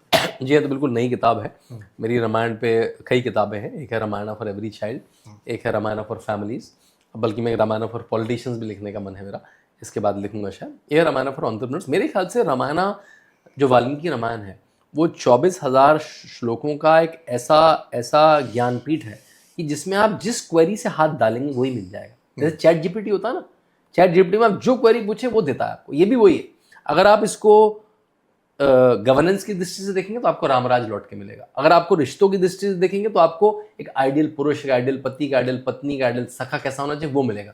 अगर आप एक लीडर की दृष्टि से देखेंगे तो आपको एंटरप्रेन्योर क्या है, एक लीडर है, तो आप एंटरप्रेन्योर की दृष्टि से देखेंगे कि क्या क्या होना चाहिए आपको। तो हमने क्या करा इस किताब में, रामायण को 25 कहानियों में बांट दिया, बालकांड से युद्धकांड तक, और उन 25 कहानियों में एक एक केस लिया है। एप्पल का केस, जोमेटो का केस, आईबीएम का केस, इन्फोसिस का केस, जो भी हमने प्रॉब्लम, जो चैलेंजेस आए 20 साल में इन कंपनियों में, उस चैलेंज को राम जी कैसे सॉल्व करते, माता सीता कैसे सॉल्व करती, हनुमान जी कैसे सॉल्व करते, राजा दशरथ कैसे सॉल्व करते, मतलब रामायण के स्ट्रक्चर से एक कॉर्पोरेट चैलेंज को कैसे सॉल्व किया जाए। उसकी सियासत की बात करूं, यूपी में राम राज्य नजर आ रहा है आपको? देखिए, इसमें रवि भाई आपको समझना पड़ेगा राम राज्य है क्या, मतलब उसके 4-5 एलिमेंट क्या है ना। तो वो एलिमेंट है तो राम राज्य आ रहा है। देखिए, सबसे पहला ऐसा शासक है जिसको हम, बल्कि जिसको राज ऋषि कहा जाता था, जो ऋषि भी है और राजा भी है, वो सबसे बड़े हमारे पास पहली बार है। और ऋषि होने का मतलब केवल भगवा वस्त्र नहीं है, ऋषि होने का मतलब है वो त्याग। क्या मर्सिडीज की साइकिल में 4,000 स्क्वायर फुट के 40,000 स्क्वायर फुट के घर पर रह रहे हैं, कि आप एक त्याग का जीवन जी रहे हैं? कि मतलब योगी आदित्यनाथ ने तो अंदर का जो लिविंग स्पेस वहां से एसी भी हटवा दी सीएम हाउस से, और वो जिस तरह का जीवन जीते हैं, सुबह 4 बजे उठ के रात के 11 बजे तक लगे रहते हैं, तो एक पहला परिश्रम। दूसरा, आप जनता पे कितने कॉन्सेंट्रेटेड है, वो जनता ने दिखा दिया। 17 और 22 में खासकर जनता ने दिखा दिया कि आप जनता के प्रिय हैं कि नहीं प्रिय हैं। जैसे मैंने बताया कि 40 स्कीमों में जो सारी जनप्रिय स्कीम है कि टॉयलेट मिलना है, चाहे घर मिलना है, चाहे गैस मिलनी है, चाहे किसानों को पैसा मिलना है, उसमें भी उत्तर प्रदेश नंबर 1, यानी जन कल्याणी है। तो राम राज के लक्षण आ चुके हैं उत्तर प्रदेश में। बल्कि मेरा तो ऐसा भी मानना है, ये बड़ा अच्छा संयोग है कि योगी आदित्यनाथ के दादा गुरु ने राम मंदिर का मूवमेंट 1949 में शुरू करा।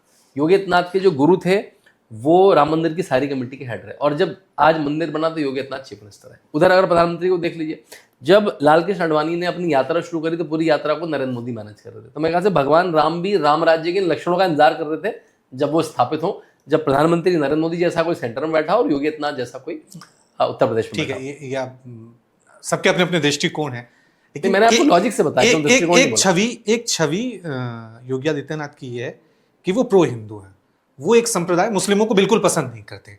ऐसा आपने क्या पाया है कि उनके प्रति कुछ इस तरह से है, भाषणों 80 बनाम 20, कटेंगे तो बटेंगे, ये सारे नारे दिए हैं? नहीं, कटेंगे तो बटेंगे तो पॉजिटिव नारा, नेगेटिव नारा नहीं। पॉजिटिव आप साथ में रहो, साथ में रहने का नारा कैसे नेगेटिव? 80 बनाम 20 इसमें तो साफ नजर आता है। देखिए, योगी आदित्यनाथ का जो मठ है बहुत बड़ा, उसमें जब आप मठ में आप कभी गए हों तो उसके स्टार्टिंग में 150-200 दुकानें हैं, उसमें कम से कम 40-50 दुकान मुस्लिम वर्ग के लोग जलाते हैं। आप योगी आदित्यनाथ के, अभी तो चलो मुख्यमंत्री बन गए तो हर आदमी आएगा, आप योगी आदित्यनाथ के मुख्यमंत्री बनने से पूर्व के किसी जनता दरबार का फोटो देख लीजिए, उसमें आपको 20% मुसलमान दिखेंगे जो योगी आदित्यनाथ से कुछ गुहार लगाने आए होंगे और उनका काम पूरा होगा। उनका जो वहाँ का one of the major contractor था जो काम करता था वो मुसलमान था। उनका एक कॉलेज था, उसमें जो लीड प्रिंसिपल था वो मुसलमान था। वहाँ के मुसलमानों से पूछिए, अगर योगी आदित्यनाथ के होने से हमें फायदा है। अभी क्यों ऐसी छवि जा रही है एंटी मुस्लिम? ऐसी छवि इसलिए है क्योंकि ये मुस्लिम वर्ग को सोचना पड़ेगा कि अगर उनकी पॉपुलेशन 15% 18% है तो क्रिमिनल में वो 30% क्यों है? क्योंकि जब क्रिमिनल मारे जाते हैं तो उनका नाम आता है, मुख्तार अंसारी का नाम आता है, अतीक अहमद का नाम आता है, और उसमें मुस्लिम समाज उसके अगेंस्ट में नहीं जाता। भाई अगर जब विकास दुबे को मारा गया, हर आदमी ने कहा बिल्कुल गुंडा था, मरना चाहिए। तो मुस्लिम समाज अपने क्रिमिनल्स को भी ओन करने लगता है। तो जब ये सारे घर उखड़े, सारा बुलडोजर एक्शन हुआ तो ये तो मुस्लिमों के अगेंस्ट में हो रहा है। मैंने डेटा निकलवाया, देखा सरकार में क्या है, तो पता जितना भी बुलडोजर एक्शन हुआ मात्र 30% मुसलमानों के अगेंस्ट में हुआ, 70% गैर मुसलमानों। हाँ, ये देखना पड़ेगा मुस्लिम समाज को कि भाई जब उनकी पॉपुलेशन 18% है तो क्राइम में वो 30% क्यों? और ऐसा न्यूयॉर्क और लंदन में भी है। न्यूयॉर्क में अगर उनकी पॉपुलेशन 1% है तो क्राइम में वो 10% है, लंदन में उनकी पॉपुलेशन 2% है तो क्राइम में वो 15% है। ये उनको एज ए समाज देखना पड़ेगा कि वो अपनी पॉपुलेशन से डिस्प्रोपोर्शनेट क्राइम में क्यों है। ये कहा जाता है बीजेपी ने तो एक लकीर खींच दी है कि हमें तो मुस्लिमों के वोट ही नहीं चाहिए, और उसका अगर मैं आपको दूं मेरे ख्याल से कि किसी भी मुस्लिम को कोई टिकट ही नहीं है बीजेपी की देखिए तमाम सीटों में। हाँ, देखिए हर पार्टी विनेबिलिटी पे टिकट देती है, मुस्लिम हिंदू जैन से नहीं देती। ऐसा प्रश्न आपने जैन और बुद्धिस्ट के लिए नहीं पूछा मुझसे, पता नहीं क्यों, कि जैनों को टिकट नहीं दिया, बुद्ध, क्योंकि हमने दिमाग में बन गया माइनॉरिटी मतलब मुस्लिम, ये हमारे दिमाग में ठूस के भर दिया गया है, जो गलत है। पहली बार अच्छी बात है माइनॉरिटी मिनिस्टर रिजिजू बने हैं जो बुद्धिस्ट है। दूसरी बात, हर पार्टी ने पिछले 10-15 साल में मुस्लिम को टिकट देना बंद कर दिया क्योंकि उनकी अवेलेबिलिटी कम है। जैन को भी कम करा होगा, किसी और को भी ज्यादा करा होगा। तो पहले तो हमें अपना चश्मा बदलना चाहिए। हमें ये देखना चाहिए कि क्या मुसलमानों के लिए काम हो रहा है, क्या जो हाईवे बने हैं, जो बुंदेलखंड एक्सप्रेस वे बना है, जो गोरखपुर एक्सप्रेस बना है, उसमें मुसलमान नहीं चलेगा क्या? जो 40 स्कीमें उत्तर प्रदेश नंबर 1 है, आपको पता है जो जितनी भी ये सरकार की स्कीमें हैं उसमें डिस्प्रोपोर्शनेट फायदा मुसलमानों को मिल रहा है क्योंकि उनकी हालत खराब थी। उनकी हालत तो किसी ने ठीक नहीं करी नहीं। वोट सबका ले लिया, कांग्रेस ने भी ले लिया, अखिलेश ने भी ले लिया, काम कुछ नहीं कहा। गरीबी के सारे मैट्रिक्स में वो सबसे नीचे आते थे, और जब भी भाजपा ने चुनाव में वोट टिकट दिया तो वो नहीं जीते। यहां तक कि आरिफ मोहम्मद खान जैसे लोग कांग्रेस से जीत जाते हैं, भाजपा से हार जाते हैं। तो भाई जब आप मुझे नहीं जिताएंगे तो ये दोनों तरफ को चलना पड़ेगा। ये मुस्लिम अब चाहे संघ हो, उसमें एक मुस्लिम राष्ट्रीय मंच है पूरा, जिसे इंद्रेश कुमार जी हेड करते हैं, उसमें बहुत सारे मुसलमान हैं। मेरी पिक्चर देखने आए योगी आदित्यनाथ की, खूब नारे लगाए जय श्री राम के। और चाहे भाजपा हो जिसमें एक माइनॉरिटी सेल है, और उस माइनॉरिटी सेल में एक भाग मुसलमानों का भी है। बासित अली उत्तर प्रदेश के भाजपा के माइनॉरिटी सेल के अध्यक्ष हैं, और आपको दिखेगा वो बिल्कुल मुसलमानों में बात करते रहते हैं। तो हाँ, आई थिंक ये जो छवि बनाई गई है कि भाजपा एंटी मुस्लिम है, इसमें भाजपा भी काम करनी चाहिए और मुसलमान वर्ग को भी काम करना चाहिए कि अगर आपका प्रदेश अच्छा हो रहा है, जो सबको अच्छा लग रहा है, तो आप भी उस देखिए मुसलमान वर्ग उस सक्सेस स्टोरी का पार्ट क्यों नहीं बनना है जो भारत है? कि भाई पूरा देश सक्सेस स्टोरी का पार्ट बनेगा, नहीं मैं शाहीन बाग में जाके बैठ जाऊंगा, पूरा पूरा देश सक्सेस स्टोरी का पार्ट बनेगा। मैं कहूंगा जेएनयू में जाके मोदी नहीं तो शाह की मोदी शाह की कब्र आप खुलेगी। टिकट दीजिए ना उनको यूपी में, सेंटर में। मैंने बताया ना, टिकट देके वो अगर जीतेंगे नहीं तो मैं क्यों टिकट दूंगा ना। मैं हारने के लिए केवल चुनाव कोई शायद इसी मैसेज के लिए कि बीजेपी जो सिर्फ हिंदुओं की पार्टी नहीं है, वो मुस्लिमों को भी पार्टी देती है। नहीं तो मंत्री है, मंत्री हर सरकार में मंत्री रहता। अभी भी एक सरकार है, क्या नाम है उनका, मोहसिन, पहले मोहसिन थे, अभी विद्यार्थी परिषद के जो एक, फिर योगी सरकार में मुस्लिम मंत्री हैं, तो एक मंत्री रहेगा। लेकिन ये दोनों समाजों को साथ में आना पड़ेगा। भाजपा तो बड़े प्रयास कर रही है, चाहे वो संघ की तरफ से मुस्लिम राष्ट्रीय मंच है उसके कार्यक्रम होते रहते हैं, चाहे भाजपा की तरफ से जो उनका माइनॉरिटी सेल है वो भी काम करता रहता है। लेकिन जब तक मुस्लिम समाज नहीं आएगा, वो जब आरिफ मोहम्मद खान जैसे विद्वान व्यक्ति को हरा देगा चुनाव, तो कोई भी क्यों। और ये सवाल कांग्रेस से पूछा जाना चाहिए कि उन्होंने इतने टिकट क्यों, उनके टिकट दिखे ड्रास्टिकली कम हुए मुसलमानों को, क्योंकि उनकी विजिबिलिटी कम है। तो शांतनु जी बहुत बहुत शुक्रिया, युगचरण यूट्यूब चैनल पर आप हमारी इस चर्चा में शामिल हुए और आपने अपनी राय रखी, बड़ी बेबाकी से रखी। हमने भी आपसे काउंटर सवाल किए, उनके भी जवाब दिए। बहुत बहुत शुक्रिया, थैंक यू, धन्यवाद। धन्यवाद।